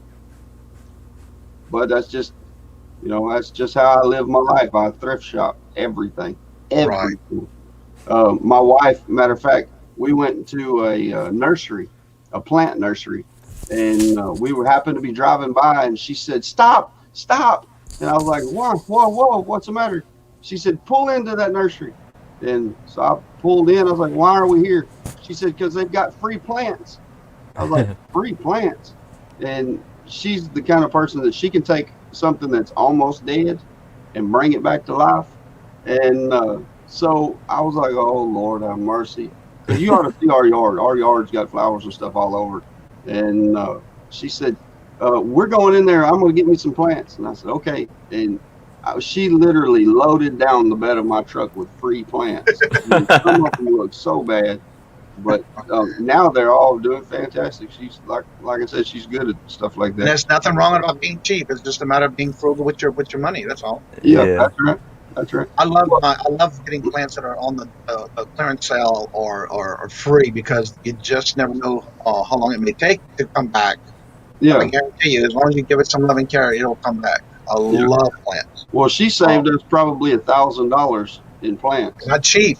And I was like, and if it makes her happy, and that's like during Valentine's Day, if I go out and I buy her a dozen roses, she gets mad. She gets so upset. And she's like, why did you spend that much money on roses? You should have bought me a rose bush. And she said, go to Walmart, pay $5.88 for a rose bush and bring it home. She said, that way, if I want a rose, I will go cut one. And right. I will grow however many I want. And she said, and it's cheaper and it's more cost effective. So that's, guys, Valentine's Day is coming up. If you want to impress your wife or your girlfriend, buy her a rose bush. So EC Sales says that even shopping at pallet stores or bins makes it hard to pay retail. You're so right. Yes, that's right. Love listening to the podcast while I'm working, keeping me motivated to keep getting out of work, thrifts and packs and orders. Yes. And that's one good thing about coming into the channel. We have a lot of people who do that as far as working and lurking, because you just never know who needs a boost or positive saying or something positive to get them going. And that's what we try to do in the show. We try to keep everything positive. That way everybody will be able to come together and help each other out. There's a difference between cheap and frugal. Frugal is when you're spending it as little as you can, best value as you can get cheap. And yeah, that's true. That's true. When I mean frugal, I mean buying cheap. Iris put, if someone wants to impress me, don't buy me a rose bush. I have nowhere to put one. Yeah, I'm getting next to it. I see that, yeah. Yeah, I love growing my own flowers and plants. Well, I'll even take if a branch breaks or it comes off of a piece of the plant I have. You guarantee me I'm gonna have it in a glass vase with water. I will make that root it, and then plant it again in another pot. Yeah, that's right. That's right. Iris, how about chocolates and a teddy bear? Is that better? Aw. Just got some roses. Uh-oh. It's time to replace it then. Get you a bigger one. Well, it's probably time that you have to always prune it every now and then too. Yeah, that's right. Dead branches and that's stuff. right. Down here we have azaleas. I know you know what azaleas are. They're beautiful. They have them up here too. Yeah. I got the white ones in my front yard, and I have the pink ones on my side of the house. Oh, okay. Yeah, they're beautiful. We love the azaleas. We've got them all over the yard. That and rose bushes. There's another plant we have up here. I have two. There's a big one in the front of my bay window in the front of the dining room, and then I have two in the U shape of the driveway. And they're these beautiful hot pink, fuchsia pink flowers. I can't remember the name of it, but right now, because it's cold, you can see the buds are starting to come out. Yeah. But they don't bloom until late March or April. Yeah. Yeah, okay. They're full right now. Yeah, we have a bunch of gardenias, and the gardenias, man, they smell so good, and they're so strong. The smell of them, like whenever they start blooming, you can smell them all the way across the property. Love azaleas and I love magnolias. Yes, that's right. Ours says, it depends on the size, the color of the teddy, and the flavor of the chocolate. Ooh, okay. Okay. Last. That's right. Silk roses don't cost the moon to ship. Unlike that. Yeah, you're right. He was closing porch through. Oh, yeah. That's right. He was enclosing his porch, making another room. So the rose bush had to go. Oh, okay. Aw. Blackberry plants. Yeah. Oh, that's not cool. Yeah, my wife gets mad at me whenever I mow the blackberry bushes down too. What's he Now I talking just about? have the lawn care company do it.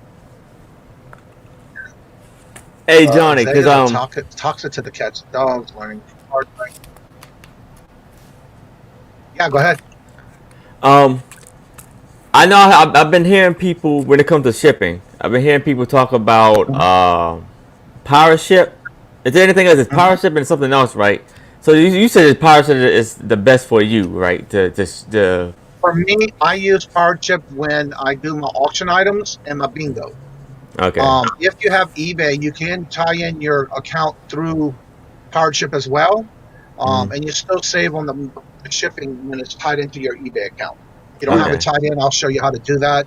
But yeah, you want to make sure you have that connected in case if something happens where sometimes you might go through eBay and it's a higher price, but you can also go through PowerChip and see if it's cheaper. Nine Okay. times, Yeah. 9 times out of 10, it is. But it all depends on what you want to do and what you're shipping. Okay. Yeah. And when you buy boxes and do you buy like I know some people go through eBay to buy pouches and packing material. Yeah. Is that good for you, or what do you do? I use my coupon. I get a $50 coupon. I use it every 3 quarters, and I make a list of when I need it. I make sure that I don't never run out. But what I do is on the first week of the month, when the new coupon comes out, you have a new one every quarter. I will Okay. make my list, and I'll remember when you're using the coupon from eBay, it has to be something with the eBay label on it, Okay. just for your free coupon. But you Yeah. can buy other things because anything over that coupon, you have to pay anyway. Yeah. And so I use that for most of my packing material. But if I need boxes, like for example, there's certain sizes that eBay doesn't carry, so I use the boxery.com, where I can get the other different size boxes that I use a lot of. That's where I buy those at through the Okay. box.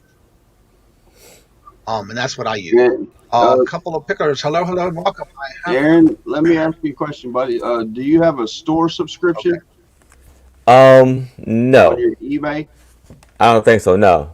Okay, then you wouldn't Well, you have. still can get your supplies to it. You just have to pay for it. But Yeah, Okay. yeah, you wouldn't have a coupon then. In order to get the Right. coupon, you have to have a store subscription. Okay. I may check into that then.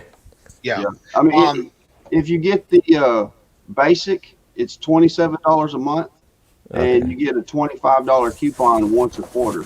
So Okay. technically, it's like you're getting free rent on your eBay store once a month, correct. Okay.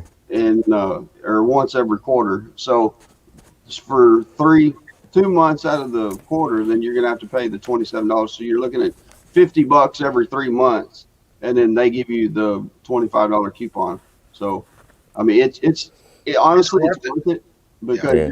you're gonna get supplies and stuff that you need for your business anyway, and it's something good to look into if you hadn't got it yet. So And especially Yeah. when you're just starting out, and if you want to start little, there is ways that you can purchase as little as 25 per order on like your bubble mailers and boxes, yeah, just so you'll start getting some type of shipping supplies in. yeah, that's right. You can do that as well. Don't Honestly, forget Lucky Charms. Wendy says, don't forget tomorrow. She will be joining us on the show tomorrow as a thing we're going to be doing about her giveaway. Trying to figure out everyone. I will not. Wait, I'm missing this. Join us tomorrow at 10 o'clock on the channel to find out. I will not. I will try not to frighten everyone. Okay. Yeah, she's going to be coming on tomorrow talking about some things. And again, like I tell everybody, when you come on, you're always welcome to use the emoji. So we'll definitely come back tomorrow. And don't forget, we're going to be making some announcements tomorrow with Wendy. So definitely come on and check that out. If you haven't checked out our last video, you may get an idea of what's going on tomorrow. that's right. But definitely check out the latest video she just put out. It's about her 100 sub giveaway. That's right. Aaron, Pearls. Hello, hello, hello. something else too, buddy. If you're trying to get into doing the shipping supplies, Yes. why don't you go around to like your dollar stores and your little stores and stuff like that and say, hey, look, I just need some boxes. If you have any leftover boxes or whatever, because 9 times out of 10, they are more than happy to give you their leftover boxes. And Okay. that way you're not having to pay for the supplies. Yeah. Right. Sometimes you'll get lucky and it'll have the uh, bubble wrap in the boxes, Hmm. and Mhm. it'll have the packing supplies, the wrapping papers, and all that stuff. They just don't want to deal with it, and they just want to get rid of the boxes. So they just stick it in the box, and then you get it, Yep. and Okay. you get all the packing supplies and stuff for free. So, Yeah. and boxes are like gold, man. If you can Yes. find free boxes, jump on them. Yeah. Even if Right. I it's found too it. big, you can always cut the box down to whatever size you need to cut it. Yeah. Welcome, Bobby, the Cap Guy, and JT in the house. Appreciate I'll the start info. bringing a camera. Yeah. If you haven't subscribed to him, definitely check out his channel. Um, they also do a live with him and Angie Reseller. So definitely go check it out. Yeah. And you get to meet TJ. Yeah. Right There in you this. go. And see, that's like my wife. She gets all my boxes from her job. She works for a medical facility, and whenever they ship in new medications and stuff like that to the doctors, then they just throw the boxes away. And she asked them the other day, she's like, why are y'all throwing these boxes away? I can use them. And they're like, well, take them. So she gets all kinds of bubble mailers and bubble wraps and all kinds of stuff like that from her job. And Right. it's great for me because I don't have to buy boxes. So, Yeah. yeah, like I say, it's definitely something worth looking into. Yeah, you can always recycle, especially when you're first starting out. It tends to be expensive, but you can Yeah. find ways that help you get what you need and not spend that kind of money up front. Yeah. I try Just to like some use. printers. Yeah, you can always use a regular printer for your label free now. If you don't have an actual label demo printer or anything like that. Yeah, that's what I was doing. I was thinking, but yeah, that's why a lot of times I try to use the boxes that I have received from other people. But Yeah, sometimes, the item may be too big for the box. I don't have a box that big for the item, so I had to I gotta go get one. yeah, But also, um, they have like at the Dollar Tree, Dollar Store, they have their little section of packing material stuff. You can always go there and check that out. yeah, And sometimes you can find things at Walmart. Uh, uh, there's Walmart, um, Home Depot, or Lowe's. yeah, Yeah. If depending on the size and the thickness of the boxes you want to use, you can always check there, or even your local U-Haul place. They have the usually like your storage units and U-Haul places have the packing boxes and material and things you can get there. Mhm. If you had to use it, that could be something you can check into as well. yeah, Um, but yeah, the cheaper the better for it first when you first start out. yeah, absolutely. Yeah, that way you're not out so much cost, and you're not trying to whatever money you make trying to turn around and put it. Which whenever I first started out, that's exactly what I done. I first got this money that I made selling the products. I would Mhm. turn around and reinvest it back into the business to grow the business. Yeah. Exactly. And I know a lot of people, they'll take the money and they're like, oh man, I made this much money. Let's go out and eat. Yeah. No. Yeah. No, don't do You gotta improve it. Yeah.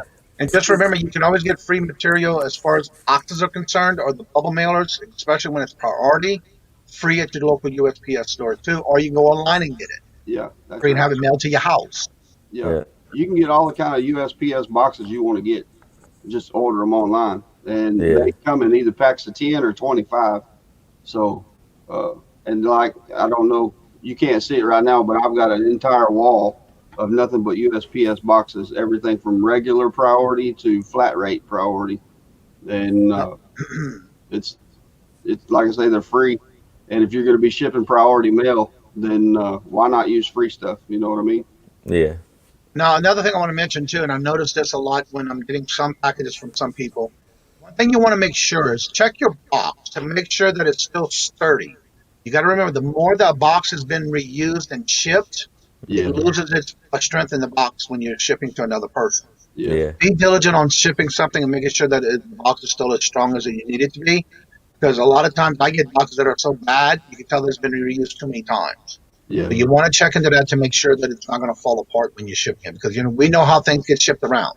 yes, Yes. So definitely check into the box strength of it when you're doing that, because you want to make sure your item gets to your customer in good condition, if not the way you sent it. Yeah. That's right. Let's see. I have a good contact to hook up at the medical place for shovel. That's another thing. You can always make connections with other people around your area. Yeah. Yeah. To get your shipping supplies. Family members. That's a good place to get them as well too. That's also Do a you good place. always get a coupon on getting the starter, or do you have to get a basic? The starter stores, the lowest I think is when you pay the $25. Yeah. Think is the low. It's been so long that I have been there. Yeah. I know if you don't wait till your monthly or the date you started and signed up to start selling on eBay. Usually that's your monthly turnover. Usually, you can do a upgrade at any given time, and it's prorated. But you also get a partial. Like for me, I did mine in the middle of October. It was like more to the end of October when I changed from the basic or the lowest store to the actual store itself. And then I actually got in my first month, even though it was the part of the last quarter, I still got a $35 coupon. And then the following quarter, I got the full $50 one. So Yeah. don't be afraid if you're willing to ready to make that next step, no matter what time of the month or part of the month it is from when you first started. Because my date every month is the 24th, because I started selling on eBay on July the 24th. So every month, my date is the 24th. So I was able to get prorated to where when I got prorated, it definitely sent it back. Is this something you're sharing here? Yeah. Okay. Right here you can see this is the starter pack. Oh, okay. And this is the Oh. very first store you can get. It's $4.95 a month. You do Ooh. not get a coupon with this store.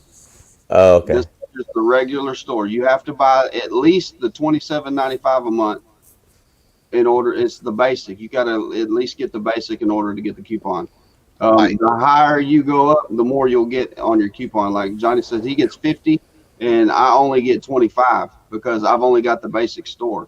Okay. But you can go in there and you can create categories and all kind of stuff. But if you're going to get the coupon, get the $27.95 or higher. Okay. So Feel it. let me see if I can. There it is. There it is. But Yeah, it all depends. And if you do it in the middle of the month, it will prorate your coupon. You will still get a coupon if you go up to the higher store. And if it's in the middle of the month, they will prorate it for you. yeah, that's right. That's right. $8 a month for mine. Yeah, each store is different. And also, there's every now and then you might get an email or a message in your eBay store saying they're giving you this promoted price.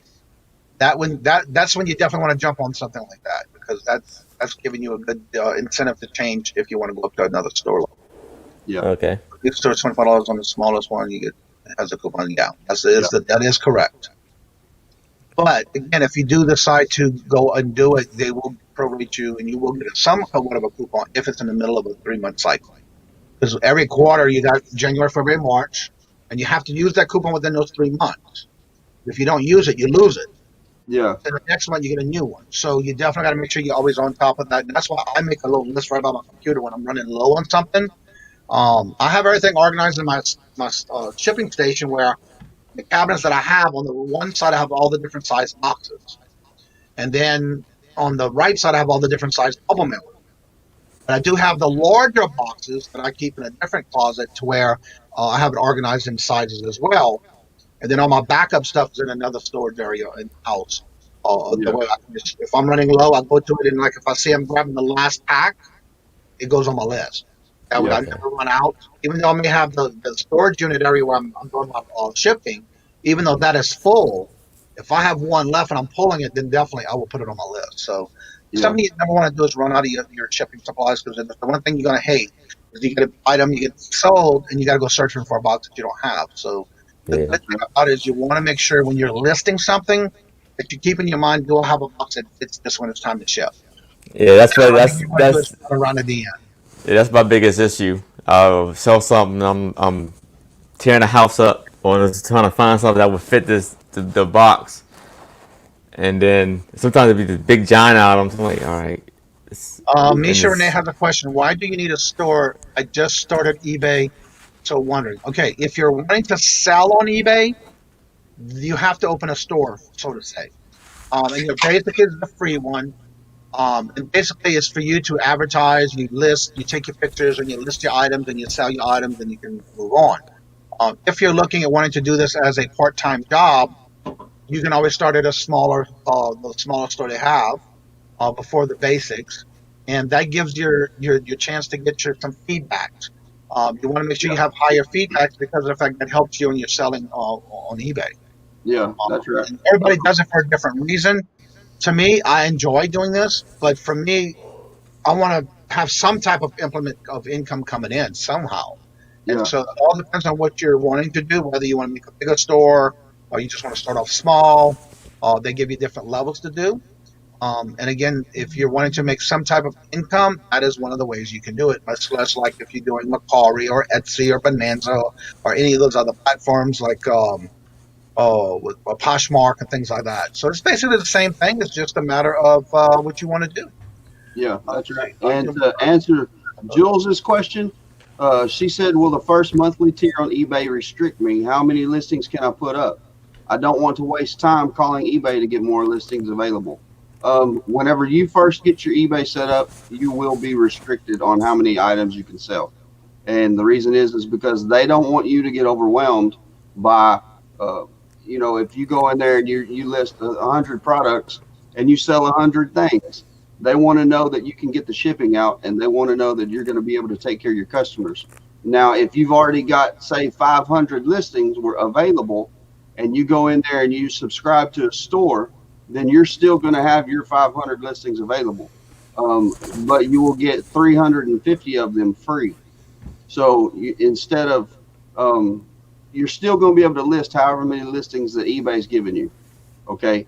But the benefit of it is now you'll get 350 of them free that you won't have to pay the listing fee on, and it's better. And the higher you go, the more you get free. Either way, you're paying for it. You're either paying for it monthly by the subscription, or you're paying for it through the listing fees. You just got to figure out, do the math and figure out which is better for you, how many listings you've got. Say you've got 500 listings, then you're going to have to pay 150 listing fees on those items. So you just got to figure it out on the math side and see which is best for you. But no, they're not going to restrict you any more than what they already do. I'm going to give a little feedback on that, on what you were just saying.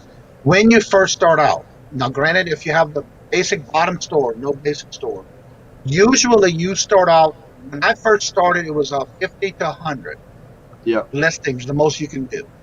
Now, what I have done is Robert just started with his new store. He gets 200 listings.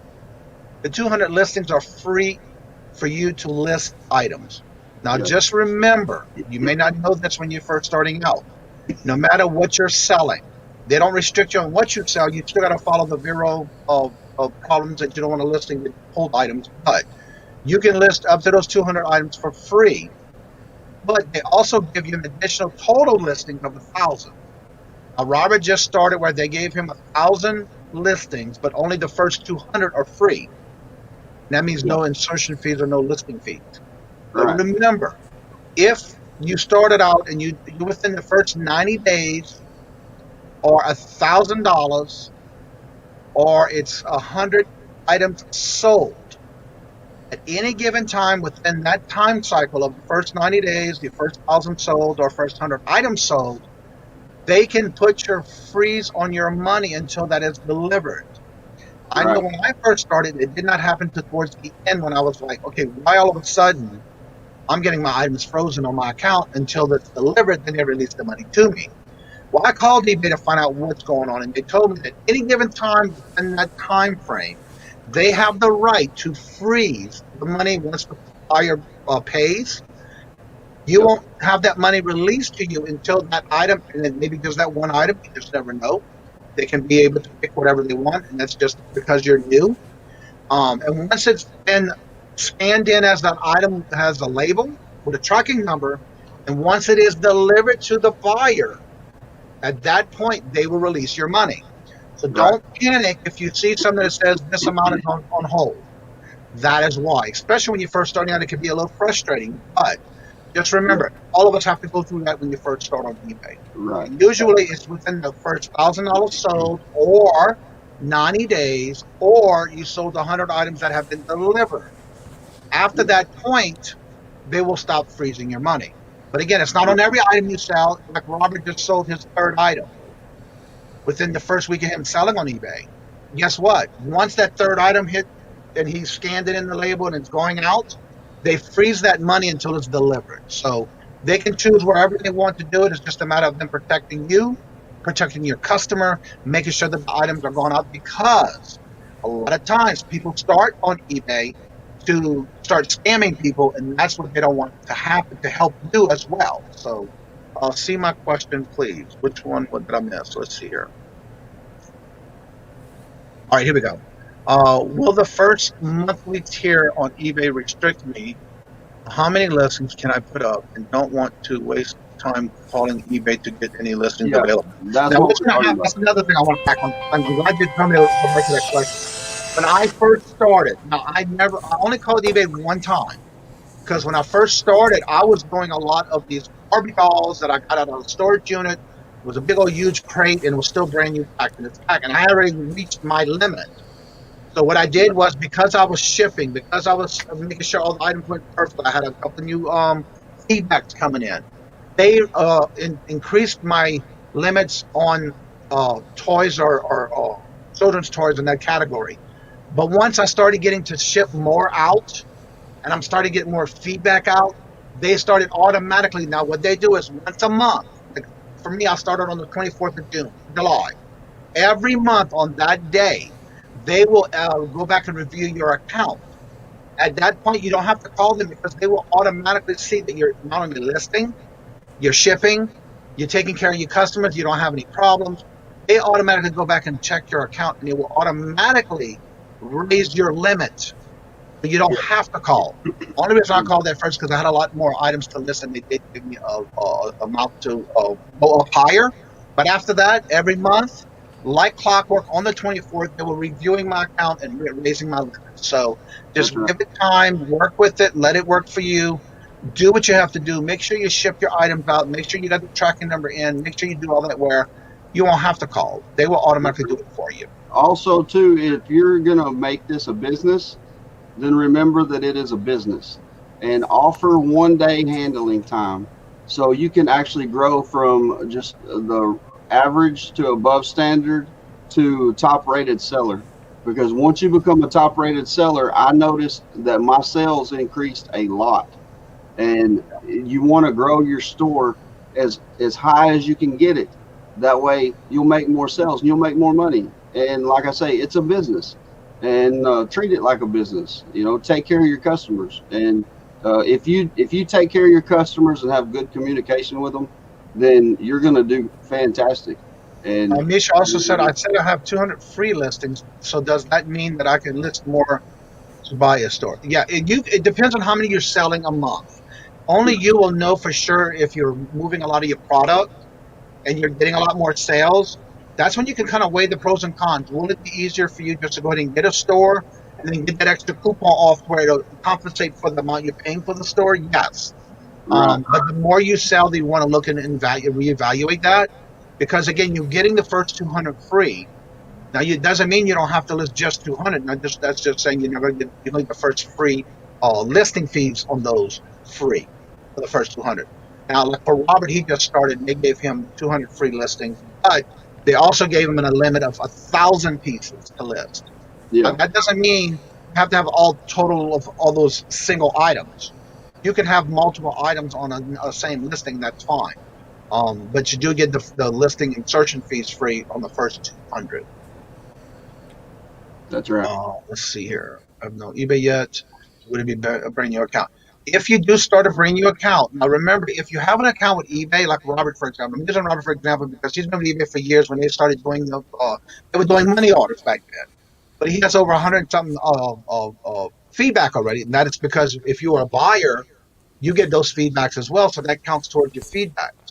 So if you have an eBay account, you can still do that and start off at a basic store on that account because you already have feedback that helped you.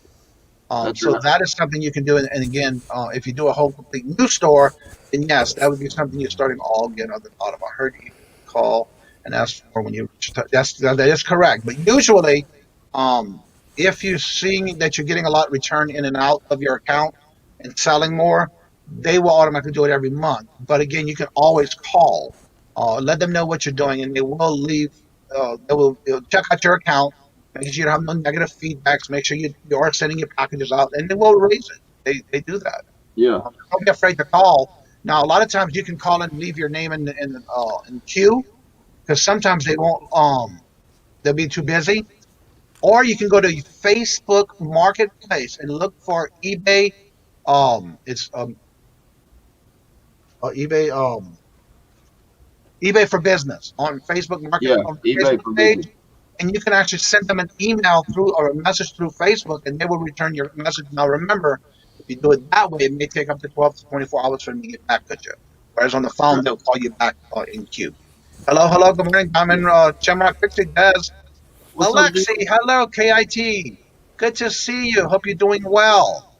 Yeah. What's going on, man? We're glad to have you in the chat today. Yes, it's been a while, so hopefully you're doing Awesome. well. Yeah. Hopefully, your partner's doing well as getting better. At the store checkout, miss you all so much. I'm okay. Surgery with hubby. Okay, oh, okay. I was wondering about that. Well, keep them in your thoughts and prayers, boo. Yep. Mercari automatically raises your limits too. Yeah, I knew that. eBay since 2009, and I have over 100% feedback. Yeah, that's one thing you want to strive for is always having 100% feedback. I had Susanna, said I'd go selling. Go it's ahead. not as confusing as it sounds. I know it Yeah. sounds so confusing, but it's really not. Once you get in there and you start to just kind of get a feel for it and Yeah. get to reading up on it and stuff like that, it's actually very simple to learn. It's just there's a lot of information. There is a lot of information, and it's just like Johnny said. We just got to get in there and learn how to do it. And Yeah. it's Well, another thing too is don't go into it at the highest store. You want to right. gradually work your way up. That way, if you start at the bottom store, start getting in there, start doing some reselling, start doing some listings, making sure you got good pictures, make sure you got the right words in your title. Those Yeah, types of things is what's going to help you get to where you can move up gradually. right. When I first started, I started at the bottom free, Yeah. but the more you list, the more you sell, the more they see that you're willing to put the effort into it, they will automatically upgrade you as well on the amount you can list for free. But then you can also adjust your store the way you see fit. And that's not something you're going to do right off overnight. Yeah, You know? that's right. I am top rated seller plus, but I guarantee you that is a lot of hard work. I have over 2,500 pieces listed. That Yeah, is me listing every day. You got yeah. to be consistent. You got to make sure you got. I have one day handling time on all my So, packages. If I get it so sold and they tell me Friday is going to go by, I got to do it by Monday. It's going out Saturday. I just my customers won't expect it, but then it makes it look good on you because then they're gonna say, "Wow, that was fast." You want to be able to do that. So, and again, if some people use 2 to 3 day handling time, it's whatever you want to do. Say you have a full time job and you're doing this part time, you got to make it a 3 day handling time. Make Yeah. sure you have that. You give yourself that time to package that and send it out properly. so how do I figure out if I'm a top rated seller plus It's going to tell you, and all your listings. It'll show up in your listings, by the way. in my listings? You can also find it on your main account. Okay, Your because seller hub. I know Go to I'm the top seller hub. rated seller, but I don't know if I'm a top rated seller plus or not. Look at the top of your page where it says in parentheses how many feedbacks you have. Yeah, Highlight that little book on the side of it.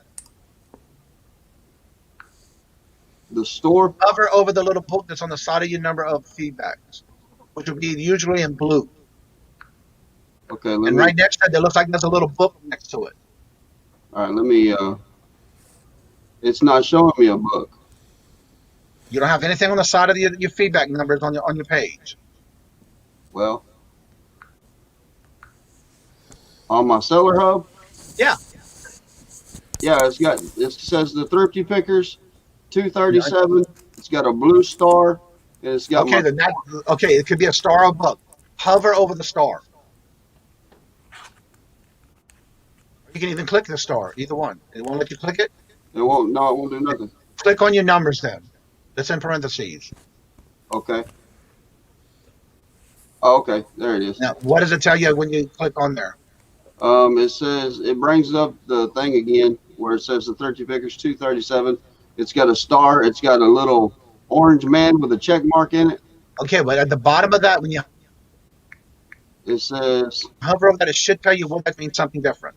it says positive feedback 99.6%. Top rated seller, one of eBay's most reputable sellers, consistently delivers outstanding. Just answered your question. You're a top rated seller. Okay. You just answered your own question. You're a top rated seller. All right. That's All right. your status. All right. Well, That's how you find out where you're at. Rated, but I just didn't know if I was And top rated plus. if you look at any of your listings, Yeah. don't go and open it like you're going to do any type of corrections or anything. Just look at your listing. Your top rated seller will be in that box of the listing. Hey, Kajun.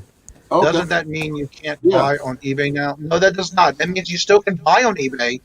It doesn't matter. You can buy or sell. It doesn't matter. Go ahead, Aaron.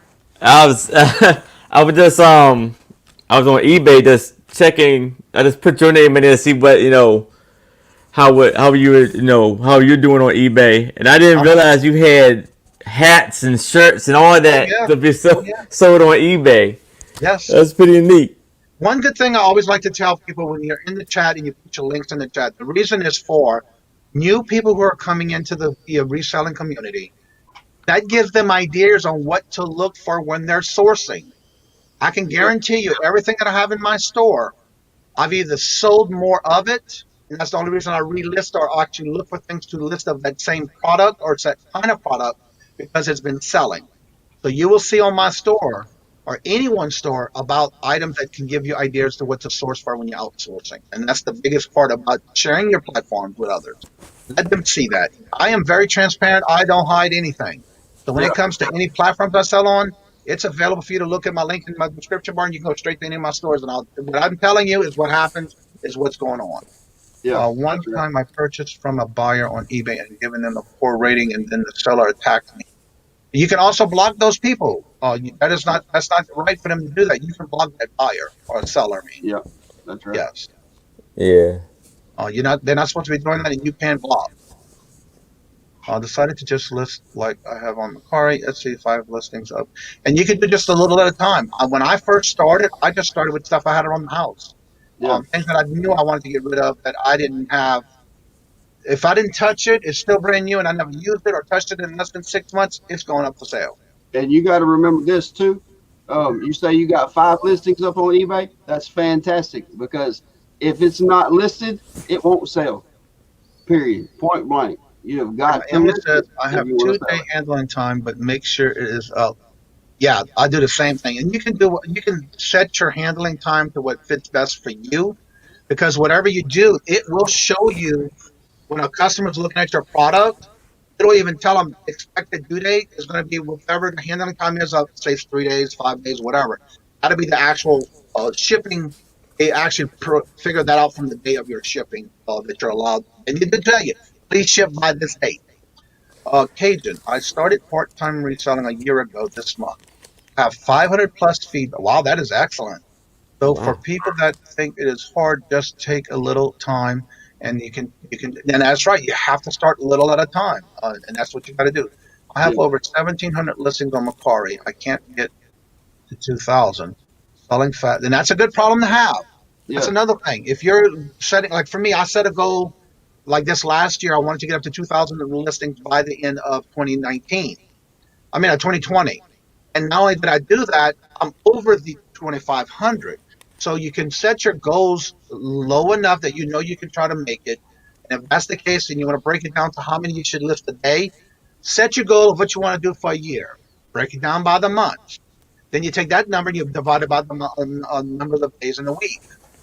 Yeah. How many days in the month? Then you divide that by how many weeks in a month. And that'll give you, again, 7 days. So you divide that by 7.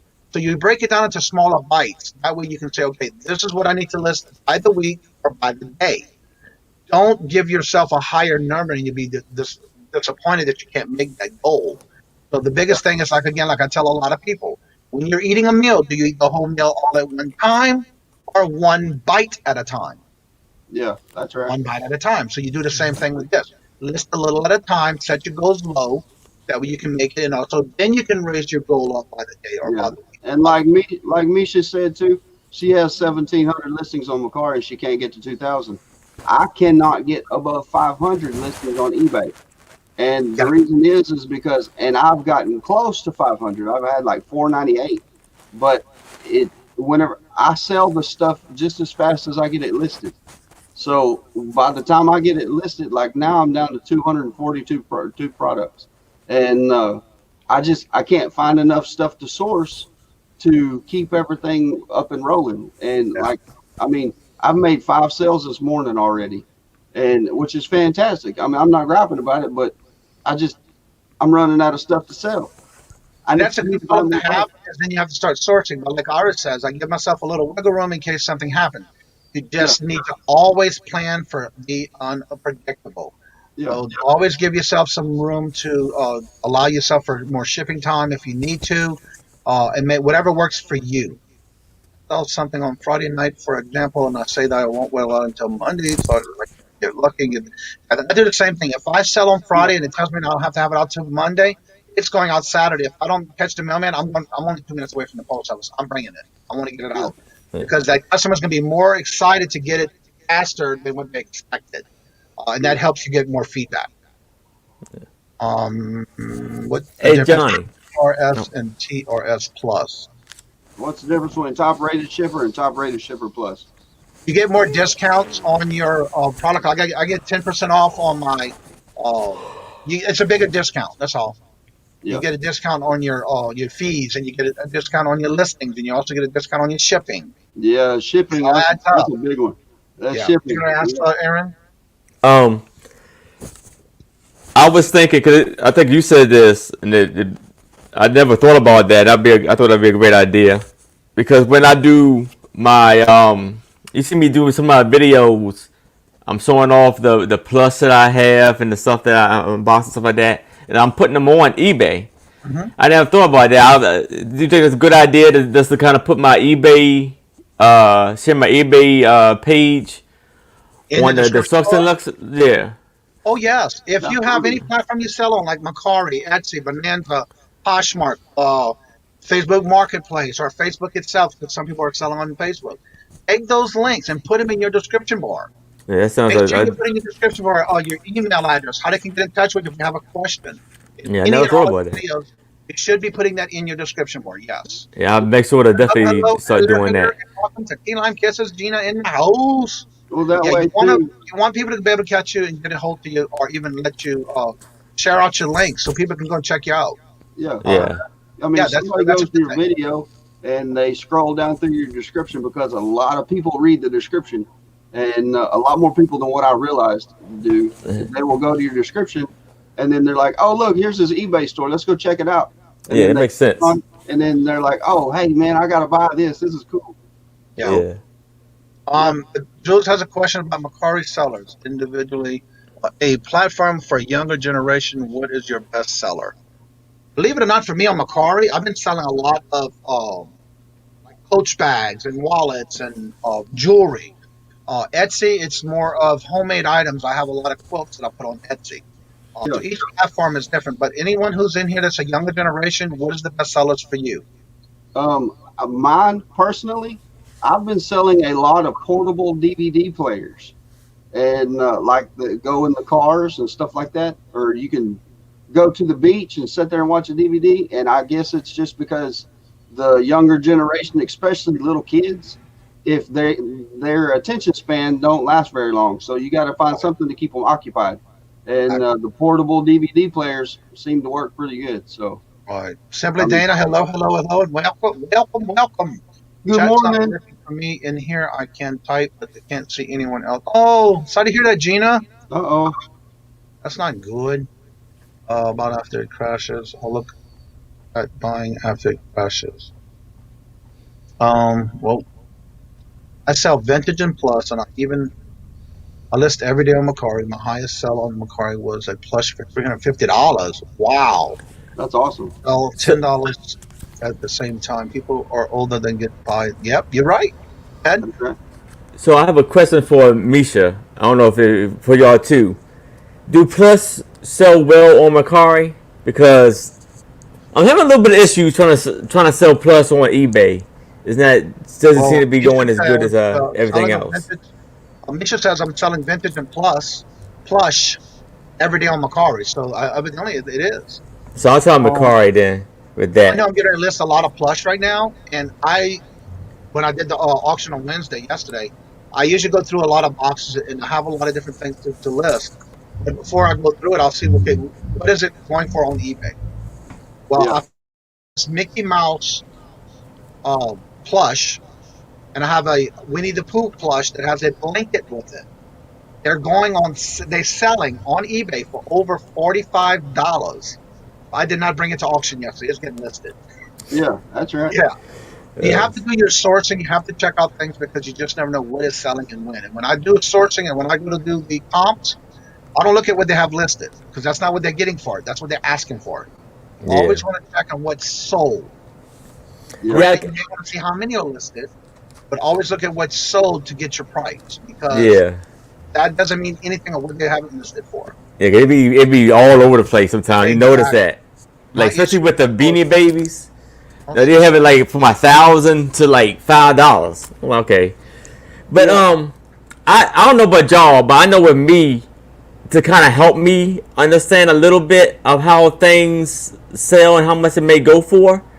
I try to look at the how much it went for auction for the most part, somewhat, to see get a kind of an idea of how it goes.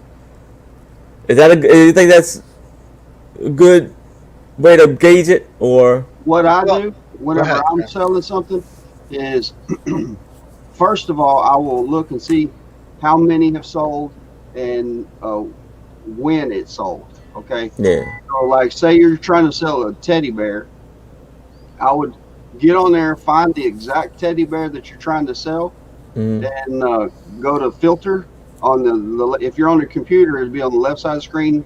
About halfway down, you can click sold items, and yeah. it'll bring up all of the sold ones that have already sold. Oh, okay. And always do that, and you can see like if I'm going to sell this can of Coke right here, then I can ask $1 million for it, but that don't mean it's going to sell. Yeah, definitely. So I mean, if it's actually selling for $4, then I'm going to want to list it for $4 or $5. Yeah, See what I'm saying? That way you can actually get what sold prices are. And Now, there's a lot of people who put prices on items that if you're willing to sit on it and you know that's what you can get for it, then you want to make sure you're willing to let it sit there for a while. yeah, That's going to take a while to sell. yeah. Because sometimes when I do options, I know some people like they have you set it kind of low, but at times like if I feel like okay, I can sell it for this much, but I don't know, and I just to kind of test it to see if it can go higher. I would put it at the price that I would want to sell it for to see if it would sell or if it would go a little higher than what I thought. Right. And whenever you're listing something and you're setting your price, always be willing. Now, what I do is always make sure I know if I want to go a little higher, I will. But I always make sure I know what my lowest cap is going to be that I want for it. That way you can let offers to buyers or let them make offers. But always you can set your price on what's the lowest you're going to take for it. Even though you Yeah. set your price high, and you want to make sure you have that leeway of what you really want for it. yeah. Perfecting Pro says, what items are you sourcing that you cannot find enough of? I source everything. Literally, I have a general store, and I sell everything from tampons and Kotex U panty liners to vintage stereo systems. And Nisha says plushes are doing very well right now, Mercari. Oh, Aaron. okay. All right, I want to test that out.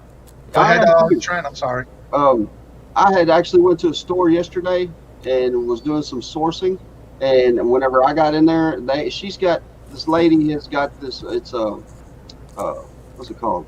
A consignment shop. Okay, so she makes a percentage. The lady who donated the product makes a percentage, and you can actually, but the prices are fantastic. And I had almost bought all of her plush just because I don't really sell plush that much. I do have a few things that have sold, but for the most part, I mean, I set on plush, and it just doesn't sell well for me. But it's just because I don't really know what I'm doing when it comes to selling plush. But my store is a general store. I sell a little bit of everything: records to cups to massaging chairs to seasons on DVD, poker chips. I mean, I sell a little bit of everything. And so whenever I go out sourcing, usually I like going to yard sales the most because you get a variety of stuff and you never know what you're going to find. And but I also do online arbitrage and retail arbitrage. Um, I do uh, liquidation lots and wholesale lots. Um, I do buy some from auctions sometimes. It just depends. Like, there's an auction that happens once every Saturday, and it's from 11 to 4:30 p.m. And but like this coming up week, it's all tack. It's all saddles and bridles and stuff like that. It's just horseman stuff. Yeah. And next week it'll be all merchandise. It'll be like kitchenware and blenders and stuff like that. So, I mean, I try to pick up as much as I can and buy as much as I can, but I'm a tightwad, so I'm not going to spend a whole lot of money for it. So, All right. and Wendy made a comment about I do have merchant for sale as well. If you want to research or actually it's in the description bar below of all my videos.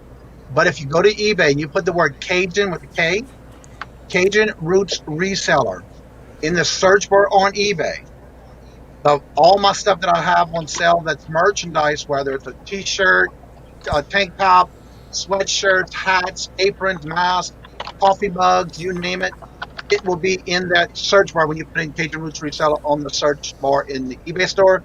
All my merch will come up. So if you're ever interested and you can't catch it in the description bar, it is there. Hello, and welcome, Michael. How are you doing this morning? Welcome and good luck. Good to see you here. Beanie Babies do too. Now, another thing I want to quickly show don't be afraid to buy retail arbitrage, because this is a prime example. I bought this at GameStop when they were clearing their stuff off before Christmas or right after Christmas. yeah, I paid $3 for this. Still brand new sealed. I just sold yeah, it last night for $47.51 Wow. that's for a awesome. retail arbitrage of $3. So Yeah, don't be afraid to do retail arbitrage and list things that you buy on clearance anywhere, yeah, because you just never know how much it's going to sell for. And don't be afraid to watch. And if that one, I might have had maybe 4 months sitting there because I already had multiple of those, and that's my last one of that one, by the way. yeah. But I had 5 of these total, and this last one just sold for full asking price. You gotta watch what you're doing when you're doing retail arbitrage because Yes. day before yesterday I went to Walgreens and I found some makeup, some bronzer, Mm-hmm. and I paid 42 cents for it, and originally it's selling for $14, and I was like, yeah, I'm gonna make $10 profit on it, so yeah, that's a good deal. And I got home and had it all spread out on my counter, and my wife and my daughter come in and they're like, oh wow, you got all this stuff, and I was like, yeah. And my daughter picked up the bronzer and she said, I can have this. I was like, yeah, I guess so. I only paid 42 cents for it, so Michael makes a good point. You got to be first in and last out when it comes to pricing items on retail arbitrage, because when doing so, you need to look, even though you look and see what they're selling for or what they sold for, you also got to see how many are listed. Are yes, you willing to sit on it for a while? So those things with retail arbitrage, you yeah, definitely have to be careful because it can saturate the platform on what a lot of people are selling, and it can hurt you if you don't be careful on that. yeah. If there's one listed and there's been 10 sold, buy it because it's going to sell fast. Yep, If that's a if good thing too. Michael says I have changed my sourcing since the VID happened. I'm going to go only smaller and simpler shipping, postcards, sports cards, and jewelry. And that's right. When you're first starting out, you got to think of the quick and easiest things that you can ship as a good challenge of trying to be able to get those out fast. The bigger your items, you got to make sure you have those boxes to pack them as well. So you got to be careful. yeah, that's right. So think something sells more than what others have it for, which means pricing is how you think it. Yeah, you have to be careful when you're pricing them. You got to be Um, willing to sit on it if you price it too high. I have a question. Yeah. because I was listening on Victoria's morning show this morning, and they were talking about I think they were calling them blue boxes on I The guess it's Goodwill Blue Box. on for like Goodwill or whatever. Yeah, the Goodwill Blue Th- Boxes. Have y'all done them? And is I that have not. a oh? I was wondering about There how is some that videos out goes. there that they do them, and they do the unboxing. Hmm. I've seen a lot of people have good success with it. You just got to be Okay. careful with doing anything online. You have to watch what you're bidding on and watch what you're getting. So just Yeah. be careful. There are videos out there you can look and see. Yeah, All right. there is a world of The opportunity. first time I heard about that this morning. Yeah. Yeah, I mean, there's so many different ways of sourcing, and so many different ways of getting products that my little peon brain, I can't think of all of them. And I know that there's other ways to get products, and that's what's got me stumped right now, is because I do the retail arbitrage, and I do the sourcing at yard sales and thrift stores and places like that. But where I'm at, I don't have a Goodwill bins. I don't have the Goodwill pallets where you can go buy a pallet of Goodwill merchandise. I don't have an Amazon place where I can go buy Amazon merchandise. I'm limited on what I can do, and it's kind of got me stumped because I know that there's money out there to get. I know that there's products out there where I can make money. I just don't know how to find them, and that's the Um, problem. yeah, Jules made a comment. I couldn't find anything that retail arbitrage for that cheap. What you're gonna need to do is a lot of times, even at Walmart. This past weekend, I'm probably gonna list some things that I'm not gonna say what they are, but I did buy for 25 cents. And each item that I bought for 25 cents is selling from anywhere from $6 to $8. Yeah, I don't mind selling those little things for that price because I only got it for 25 cents a piece. But you right. got to be willing to definitely look at what's there, whether it's on clearance, whether it's reduced, whether it's after a holiday. You have to be the ones that you want to be willing to, if you have the money, extra money to buy those things at a low price. Always remember to buy low with a high ROI, which is your return on investment. Return on investment. Yeah, that's I'm right. buying clearance toys enough that they get a lot listed, thins out, stuff may be priority personally. You just have to be willing to list it, and sometimes you have to sit on it, depending on what Yeah. it is. But Uh, that's Vintage Garage. Hello, hello. yeah. Welcome. Good morning. That's like answering Jules's statement. I know it wasn't really a question, but something else you got to look at too, Jules. For me, my personal experience, there are quite a few resellers in this area that I've met them through sourcing and trying to find the different There's a products and mystery stuff like box. that. And so if you've got a high area where there's a lot of shopping, then most likely you've got quite a few sellers that they're not on YouTube, that they're not announcing that they're sellers. And there's one guy in particular, if I could get my hands around his throat, because it seems like every time I go to Goodwill, he's got everything in the buggy that I would buy. And it's like he beats me to it every stinking time. And I want Now, to choke Jules him. made a comment. I think the blue boxes don't show pictures of what you're getting, but it Yeah, is really a gamble that you're taking. Hours away from Goodwill bins, Luana it's a distributors. So yeah, that's a gamble you take it. So there yeah. are videos. If you do a search on YouTube and you put Goodwill Blue Box, you will be able to see some of the videos that come up of those who do that. Okay. There's Paul. Hey, hello, Des. Hello, Paul. I just wanted You're to back. comment on Aaron's thing about the Goodwill Blue Box. Blue Box. Mhm. I bought several so far and returned most Okay. of them because they weren't what they said they were. Oh. Like Oh, you were one able to I return bought. it? Oh. Yeah, oh yeah. I Well, didn't the know that. first one I ever got was a comic one, and I did an unboxing video, and I sent it to Amazon, and I said, these people need a course in shipping 101, because it was 10 comics or whatever it was in a box 10 times the size it should have been, no packing, just floating around everywhere. Oh wow. And Yeah. Goodwill said, I totally agree. I'm very sorry that happened. I'm going to give you a credit for that. One of the other ones was, the other stuff. The big one was, what's that bracelet, Sam? Pandora bracelet Mm-hmm. was supposed to be valued at $100 to $300. It was only, they were all only the Amazon, the Walmart versions of Pandora, totally worthless. And I told him that. I says, nothing is marked Pandora. There's no markings. I said, this is the same stuff you could buy at Walmart for $5 and $10 a piece. Mhm. So they said, okay, I'm very sorry. We'll return it. The problem is they're shipping from all over the country too, and nobody has quality measures in place or anything like that. So you Aaron, got to be. also check the link off of Simply Dennis. She just put when she did an unboxing on. That's another thing you have to watch too. Okay.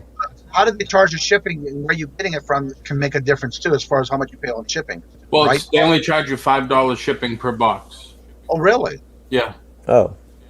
I've heard some complaints about how they charge a lot on shipping, depending on where it's coming from. Yeah. So no, I've only been charged $5 per box on anything I've purchased. So these are just the boxes. This is just the stuff in the box that they have in their stores, right? No.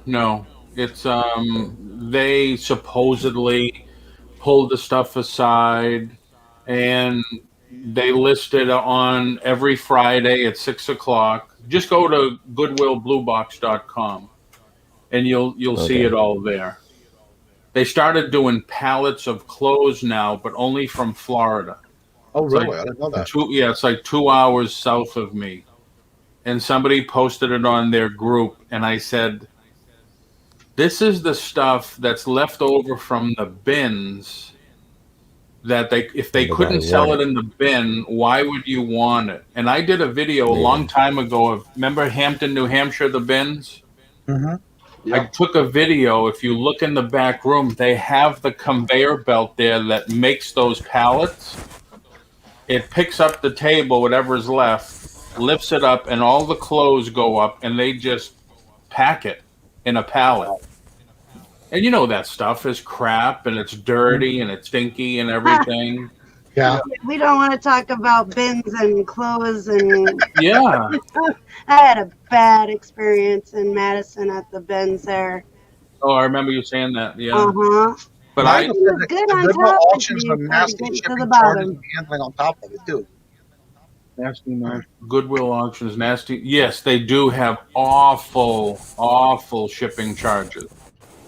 But the thing to do if you're going to source shopgoodwill.com is shop your local Goodwill. Because if you go to the left on shopgoodwill.com, you could sort by sellers. Mm-hmm. So I go shop Goodwill, shop Orlando, Florida, Orlando. There's like 4 in Florida. And then they allow pickups 3 days a week. So you avoid the shipping charges. Right. So you would go to Maryland and just buy from that one or those two or whatever you have, Aaron, or anybody. And then you avoid the shipping charges. Because when you pay your invoice, on the bottom, it says, I want pickup. I want local pickup. Oh, yeah, that's what I was thinking.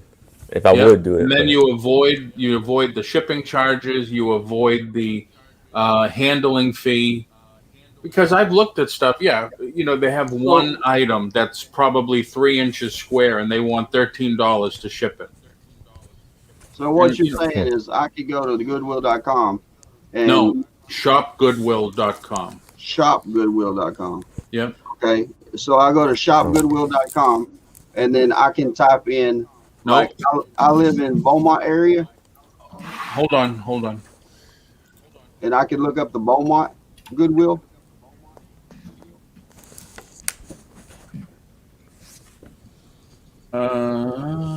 Share. To where I could do the local pickup in my area? Yeah, you can always set up for local pickup. So here's shopgoodwill.com. Okay. So let's say you want new today, and over here, filter by sellers. Okay. So how do I know who the sellers are in my area? Well, you hit that, and you're in Texas, right? Yeah, Texas. Right there. Yeah, Beaumont. Yeah, You all just getting that now? Beaumont. Apply. And this is all the great stuff that they have in Beaumont. wow, yeah, I see that. So you clear that and you go to sellers Oh and you yeah. go to Texas again. And is El Paso or Corpus Christi? What's Try Lufkin. Lufkin? Sounds like a muffin. All right. You get 11. See, 11 that's the items. first time I knew about that. I didn't realize you can break it down that much. In the, Yep. Nintendo DS lot. Ooh, 7 days. $9. They started at $9.99. Yeah. Oh, so these are options. Yep. So if you want to follow this, the easy way to follow this is just go in, put a $9.99 bid in, Yeah. and then once you get outbid, you'll get an email saying, you've been outbid. You want to bid more, Okay. and do it that way. right. Okay. That's the easy way to follow it. Yeah. See, and the Lufkin's about an hour and a half drive for me. So I don't really have that much stuff that's in my area that I can source from, other than there's a few little thrift stores and woohoo! I just made some money. Oh. Yeah, I did too. That's why I left. I heard that though. I got one going out to Mexico. I sold that Batman Invicta watch I've been trying to sell now for months. Yeah, that's awesome. That's Oh, awesome. Yeah, wow. the item that I just showed earlier, that's going to Germany. Nice. Yeah. I just sold a pair of shoes I've been sitting on for 6 months probably. That's good. That's I'll Yeah, also- but I mean, Right. Shop Goodwill is cool. Just be careful with the blue box stuff. Mystery Flipper just made a good comment. When you're doing auctions with Goodwill, always make sure if you get outbid that you go back in and within the 5 minutes before their listing is closed, so you can bid again if you need to. A lot of times you'll find that the ending part of that auction, where the bids are going to come in faster. Yeah. They're trying to get their What I usually do if I'm going to put a bid in, and I do bid on there sometimes, is I'll put the maximum amount that I want to pay. Correct. And that way, if somebody goes up and says, well, I'm not willing to go anymore, they're going to stop. And if my amount's still higher that I'm willing to pay, then you'll get it. This way, if I'm busy that night or I don't hear it, then I don't care. Right. If I don't win, I don't win. Oh, well. Yeah, that's right. Yeah. No, just make sure you put what your the highest bid is you're willing to go. Right. Think about it. Say, all right, I'm bidding on this thing. It's 9 DS games. Depending on the titles, I can get between, I don't know, $5 and $20 a piece. Uh-huh. So I'm willing to pay $2 a piece for them or whatever. Right. Yeah. And that's what you bid. And if somebody else is willing to pay $5 a piece, then they're not resellers. They just want it for themselves. Right. And it's no sense competing with those people because they want it for their collection or whatever. And, you're looking at it for a different reason. Yeah. They would be the person you would be selling it to begin with. Exactly. Right. Man, it took so long. Yeah. All right. Lego man, what's up, man? Hey, Good morning. In the closet again? no, I'm not actually. I just heard a piano or something in the back. Yeah, I'm in the same room I was yesterday. You're I playing just thought I'd songs come and and say hi because there's choir. But Is a what going to happen? choir, the junior high choir. Oh, the choir. Oh. I thought he said fire. I thought so too. Fire. I just said fire. Yeah, that's what I thought. Okay. Did you get a haircut? I did. You sure did. Oh.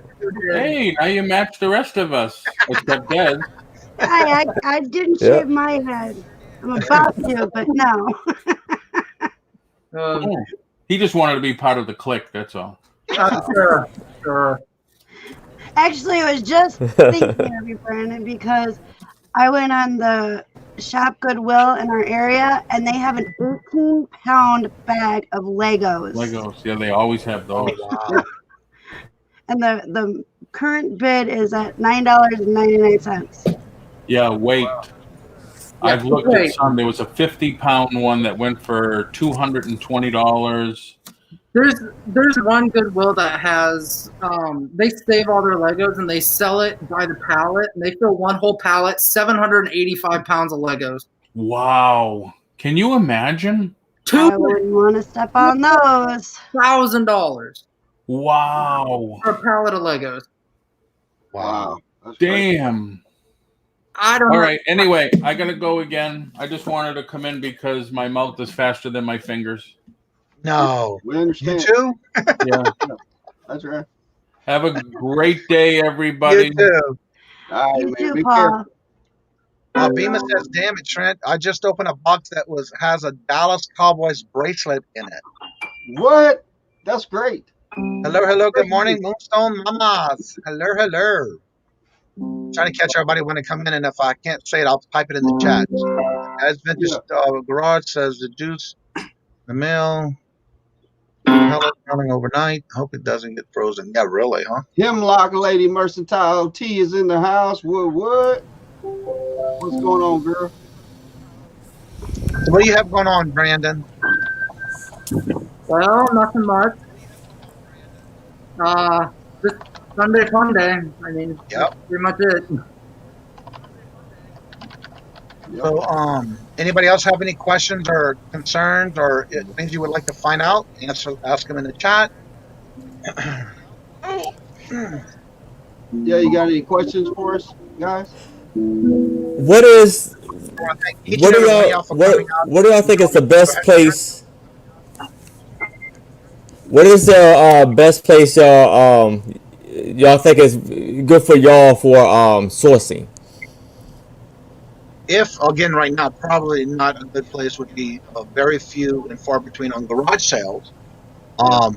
You can, and I have proof of that as far as buying at antique malls. I've been able to find a lot of places that had like 50% off, 30% off. And if you source wisely, you will be able to find some good deals at antique malls. But also look on the app for statesales.org or .com, and you can actually download that app and you can find estate sales in your area as well. A lot of times when they do the estate sales, you can probably 9 times out of 10, if you know the person or you get to know the person that's doing the auction, the estate sales, usually you can get some big deals. And I have this one that I follow where I go to estate sales where I will put everything in a bundle or IKEA bag or whatever, and I'll put it in a pile and start negotiating prices that way. Or any thrift stores that you have in your area. Some people do a lot of the bins. We have one here that's like an hour or something away from us. The closest one that has a bins, which is in New Hampshire. So yeah, you just have to think outside the box of where you can find and source. Real quick, Brandon's got to go. Choir's fixing to start. Okay, talk to you later. All right, buddy. We appreciate you joining us. Good to see you.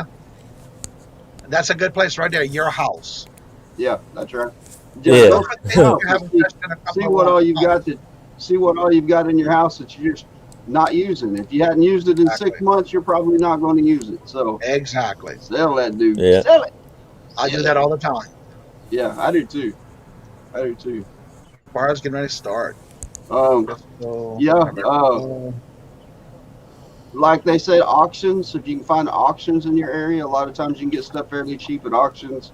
I do retail arbitrage. I'll go into Walmart, download the Walmart app on your phone, and make sure you have the eBay app on your phone, and just go through there and start scanning stuff.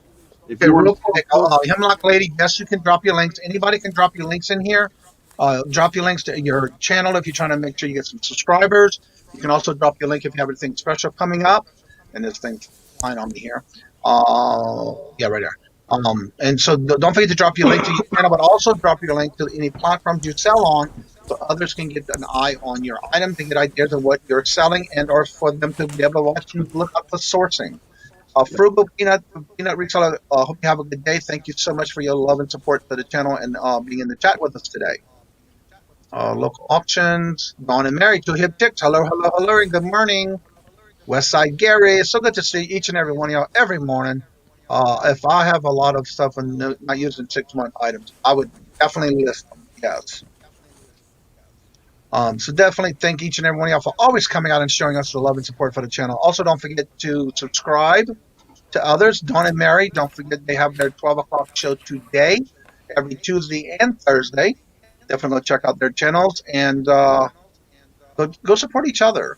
That's right. Another channel to sub. Yes. Don't forget to drop your links. Have you guys ever seen any YouTubers include their Amazon store links if they have? No, they do not. And I'm going to tell you why, from what I've learned. If you're watching somebody who does Amazon, a lot of times they will not show you their links or talk about what they're selling due to the fact that if they're doing retail arbitrage and they're turning the stuff into Amazon, they don't want others to go back and try to outbid them or outlist things that they're doing. So that is something you probably will not see unless it's something after a while that has been sold out or that is no longer listing. Then maybe you will see that, but 9 times out of 10 you won't. Yeah, it's too hard to find good products to sell and make money, and the last thing they're going to do is give away their honey hole. Correct, and so you will not see that. Yeah. Yeah, and that's if you can run across a product that you can make a lot of money on and you can sell fast, you're going to keep your mouth shut. You're just not going to say something about it. You're, at least if you want to keep making money, because like Lindy Glenn done in one of her videos, she's like, oh guys, yeah, I went to the Dollar Tree and I picked up these products, and well, after she released the video, everybody and their dog went to the Dollar Tree and bought that product and started undercutting her price. And then she couldn't make any money, and nobody else could make any money off of it either. So, and there are videos out there that they have these groups that are all together. As far as if they find something at the dollar store, even if it's under $1, for less than maybe 5 cents, they do have this one where they actually are a group where they post it on there, and then everybody else goes and tries to find it as well. So there is people that do that. Love Hollis. Have a good day. Don't work too hard, and hopefully you have a great productive day. Chicks, there's their link to their show today at 2 o'clock. They do come on every Monday, Tuesday and Thursday at 12 o'clock. So definitely check them out. Tired of Walmart apps 2 days ago. Spent 2 hours, but yeah, it's something you have to definitely be on their website, on their internet, when you're their Wi-Fi, when you're in their store for the app to actually work when you're looking at it. I install a ton of DVD, Blu-rays on Amazon from Dollar Tree. Yeah. Amazing, but there's some people that just don't share that because they don't want to be the ones to get undercut when they're doing stuff on Amazon. Yeah. That's Thrifting Goomba. Hello, hello, and welcome. Good morning. Good morning. They will post a video 4 to 6 months after they have been sent to. Yes, exactly. Yeah, that's right. And that you will see, but not right away when they're doing it. That's why they're protecting their stuff they're listing. Live to YouTube auction Saturday this weekend, 9 p.m. Eastern. Definitely check it out. There's Westside Gary and Tom Cruz is his name. Is their auction? There's the link if you want to set your reminders. Yep. So check it out. I have some fabulous albums that I've gotten from these auctions that they do, and you will not be disappointed in the products, much less the shipping. That's right. That's right. Real quick, on Mondays at 5 o'clock Central Time, it's 6 o'clock Eastern Standard Time. Guys, I go live on my Thrifty Pickerz channel. And if you're not subscribed to my channel, then please go ahead and do so. It's in the link down below. And I have 2 channels, actually. I've got the Thrifty Pickerz channel, and I've also got the Encouragement by Trent channel. And both of those channels are phenomenal, and they are all about you guys. If you can subscribe to both of those, I would greatly appreciate it, guys. I'm trying to get my numbers up. So I can, once I get my numbers up on the Encouragement by Trent, then I will be going live on it and just bringing you guys inspiration and talking about whatever you guys want to talk about. But the Thrifty Pickerz channel, I will be going live at 6 Eastern, 5 p.m. on Mondays. Every Monday I go live for about an hour, hour and a half, depending on what the chat's doing. So yeah, guys, swing by. It would really mean a lot to me. I am actually uploading videos every day on the Encouragement by Trent channel, and they're just little 15 to 20-second video clips of me giving you guys inspiration to tackle today. Whatever you're going through, it's going to be okay. You're going to make it. We are overcomers, and we can do this.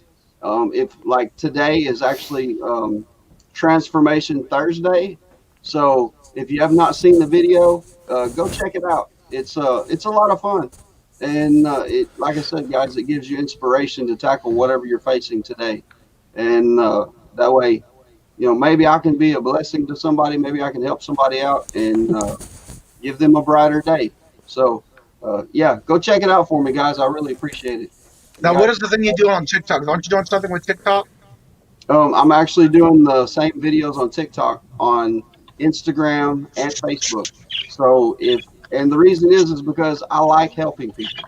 I want to give everybody the motivation to follow their dreams. To if you're going through a hard time right now, to realize that you're not alone, that you have friends that you can talk to.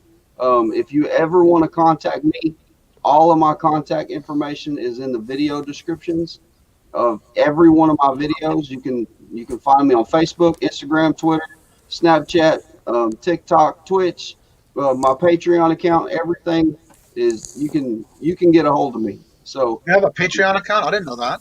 Yeah, if somebody needs help, or if you need a word of inspiration, or you just need somebody to talk to, then hit me up. And whatever you say will only go this far. So also remember too, in the descriptions of all the morning shows, if you're missing someone's link, like for Dez and Tommy and Jazz and Trent, all of that is in the description bar of all the morning shows. So if you ever miss it and you need to get it, you can always go to the description bar of the video of the morning show and catch it as well. Again, I want to thank each and every one of y'all for always coming in, and I love the great questions and response that we're having in the chat. But yeah, I want to go around and let everybody mention what they're doing, because I do not want to go over, because Dawn and Mary do come on at 12 o'clock. So we want to get everybody's information out to you. That way you can have somewhere else to go to after the show today. So let's see what Des is going to talk about on what she's got that goes on her channel, as well as Tommy's channel that's going on tomorrow. Yes, so tomorrow is another episode of the Masked Singer YouTube style with Tommy and Dwayne. They are the host of the show. I just introduced them, and it will be our 5th elimination. Yes. Tomorrow, 4th or 5th elimination tomorrow night. That was the 4th. So I'm actually. That was the 3rd. I was trying to drop Tommy's link, and I don't know what I did, but it doesn't want to drop. So, so make sure you guys are subscribed to The Bargain Effect. His link is down in Johnny's description down below. Not sure why it's not working for me. And then on Monday at 8 p.m. Central Time, I do a mental health safe place live. It is group therapy without the therapist. Everybody is welcome. You can just hang out and just listen. Each week we talk about different things, especially if things are bothering people and they bring it into the chat. We try to address it, try to help them out, try to give people a positive way to cope and deal with their mental health. And that's what I do. And that's what Tommy now, Perfecting Pearls wants to know, how do you vote? You have to definitely go to the last Friday's video. And go ahead, Deb, you can tell them. Yes. So on Fridays, the live happens. And then there is a link down in the description bar. Every Wednesday, Tommy drops a remember to vote video, and all the links for the voting are always in the description. Yeah, and you're voting for who you want to be or to leave the island. Let me rephrase that. You are voting for whoever you want to leave the island. Yeah. And it does say that on the reminder videos. And you go to vote on the last show, and the links in the description bar of last Friday's show. You have to get the link in the description bar below. Yeah. Every time he does a video on the contestants, you will be able to go down below in the Friday video and pull up the actual voting, and you will be able to vote for who you want to be removed the following week. That does end Thursdays. Sometimes you might be able to catch it early Friday morning before Tommy wakes up, before Yeah. he pulls it. So make sure you get your vote in if you want to eliminate someone. Make sure you do that before tomorrow morning, but make sure you get it tonight or late because he does pull them first thing Friday mornings. Right. And Tommy just dropped his first drone flight video. Yep. Yeah.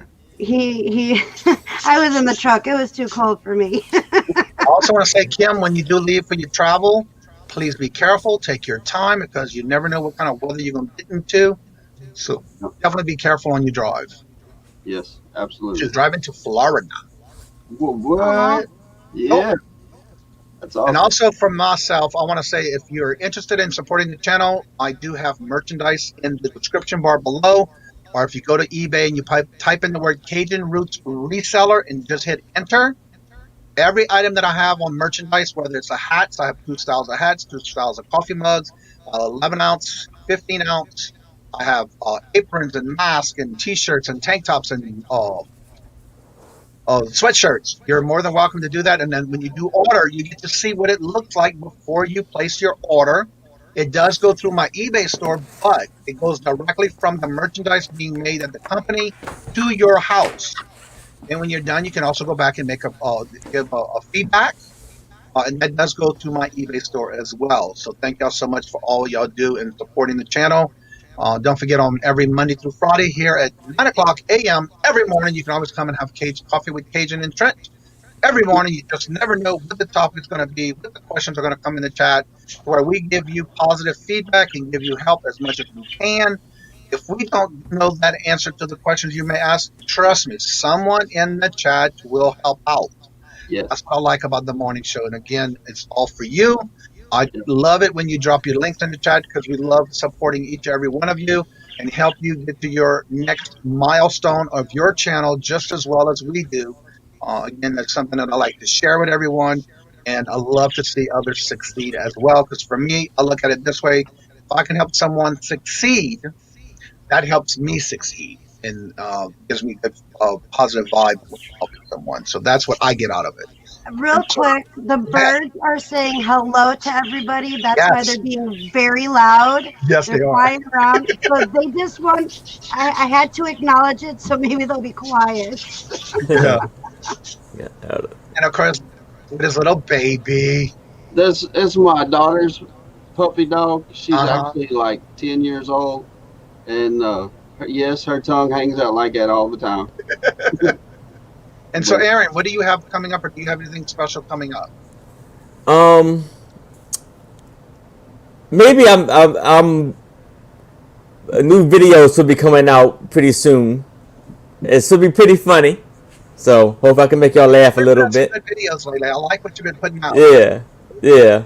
Also, Perfecting Pearls is needing to get up to 50 subs almost. So let's see if we can help her out. If you can get the links in the chat for her, if somebody can do it or you can do it. Put the link in so that everybody can go check out your channel.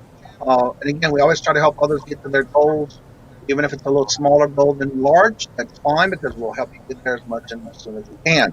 Also, don't forget that Susanna does some videos as well. So if you haven't checked out her channel, she does some great videos where Kim will do some, Tina will do some Lit and Raven. You will have yourself laughing. Yes. It's about to get real. Miss Nancy, that is Miss Ivy's Vintage Market. She is one of our co-hosts on the Wednesday Hump Day auctions. If she doesn't, Brandon cannot make it. She comes in, and that is Brandon's mom, Miss Ivy. Awesome. All right, everyone. So we want to make sure you go ahead and get ready to go to Dawn and Mary's channel. That's Two Hip Chicks. They come on at 12 o'clock. Don't forget, and there's the video link for Iris. For Perfecting Pearls, if you want to go and check her out and sub to her, please do so. That way you can help her get to her 150 subs that she's trying to get to. She's only 7 away. She's at 143. Also, Two Hip Chicks, don't forget they do come on at 12 o'clock every Tuesday and Thursday. So definitely check her out as well. Get your links in the chat so others can go and check out your channel and get you some subscribers and well as watch your videos. Yeah. Also, don't forget to drop your link for any platforms you sell on so others can go check out your channel as well as whatever you're selling, so when they get ideas on what is selling, or in case if they're looking for things to source. That's right. With that being said, again, I want to thank each and every one of y'all for coming out every day and supporting the channel. Also, please don't forget to check and make sure you're still subscribed to this channel. It is free, but also hit the thumbs up for me because that does help the channel. Now, tomorrow will be the last day, actually Saturday, where you get pie points for the month. If you're the first one to comment in the chat when it goes live, and I see it when I go live on the chat, and or when the video goes live on the channel, and you're the first one to make a comment on the video when it goes on my video channel on YouTube, you get a pie point. And the first, which will be Monday, I will be giving away boxes of moon pies to those with a chance to win on the wheel. So definitely check that out as well. And if there are some videos that might have some openings, you might want to get them and grab the points.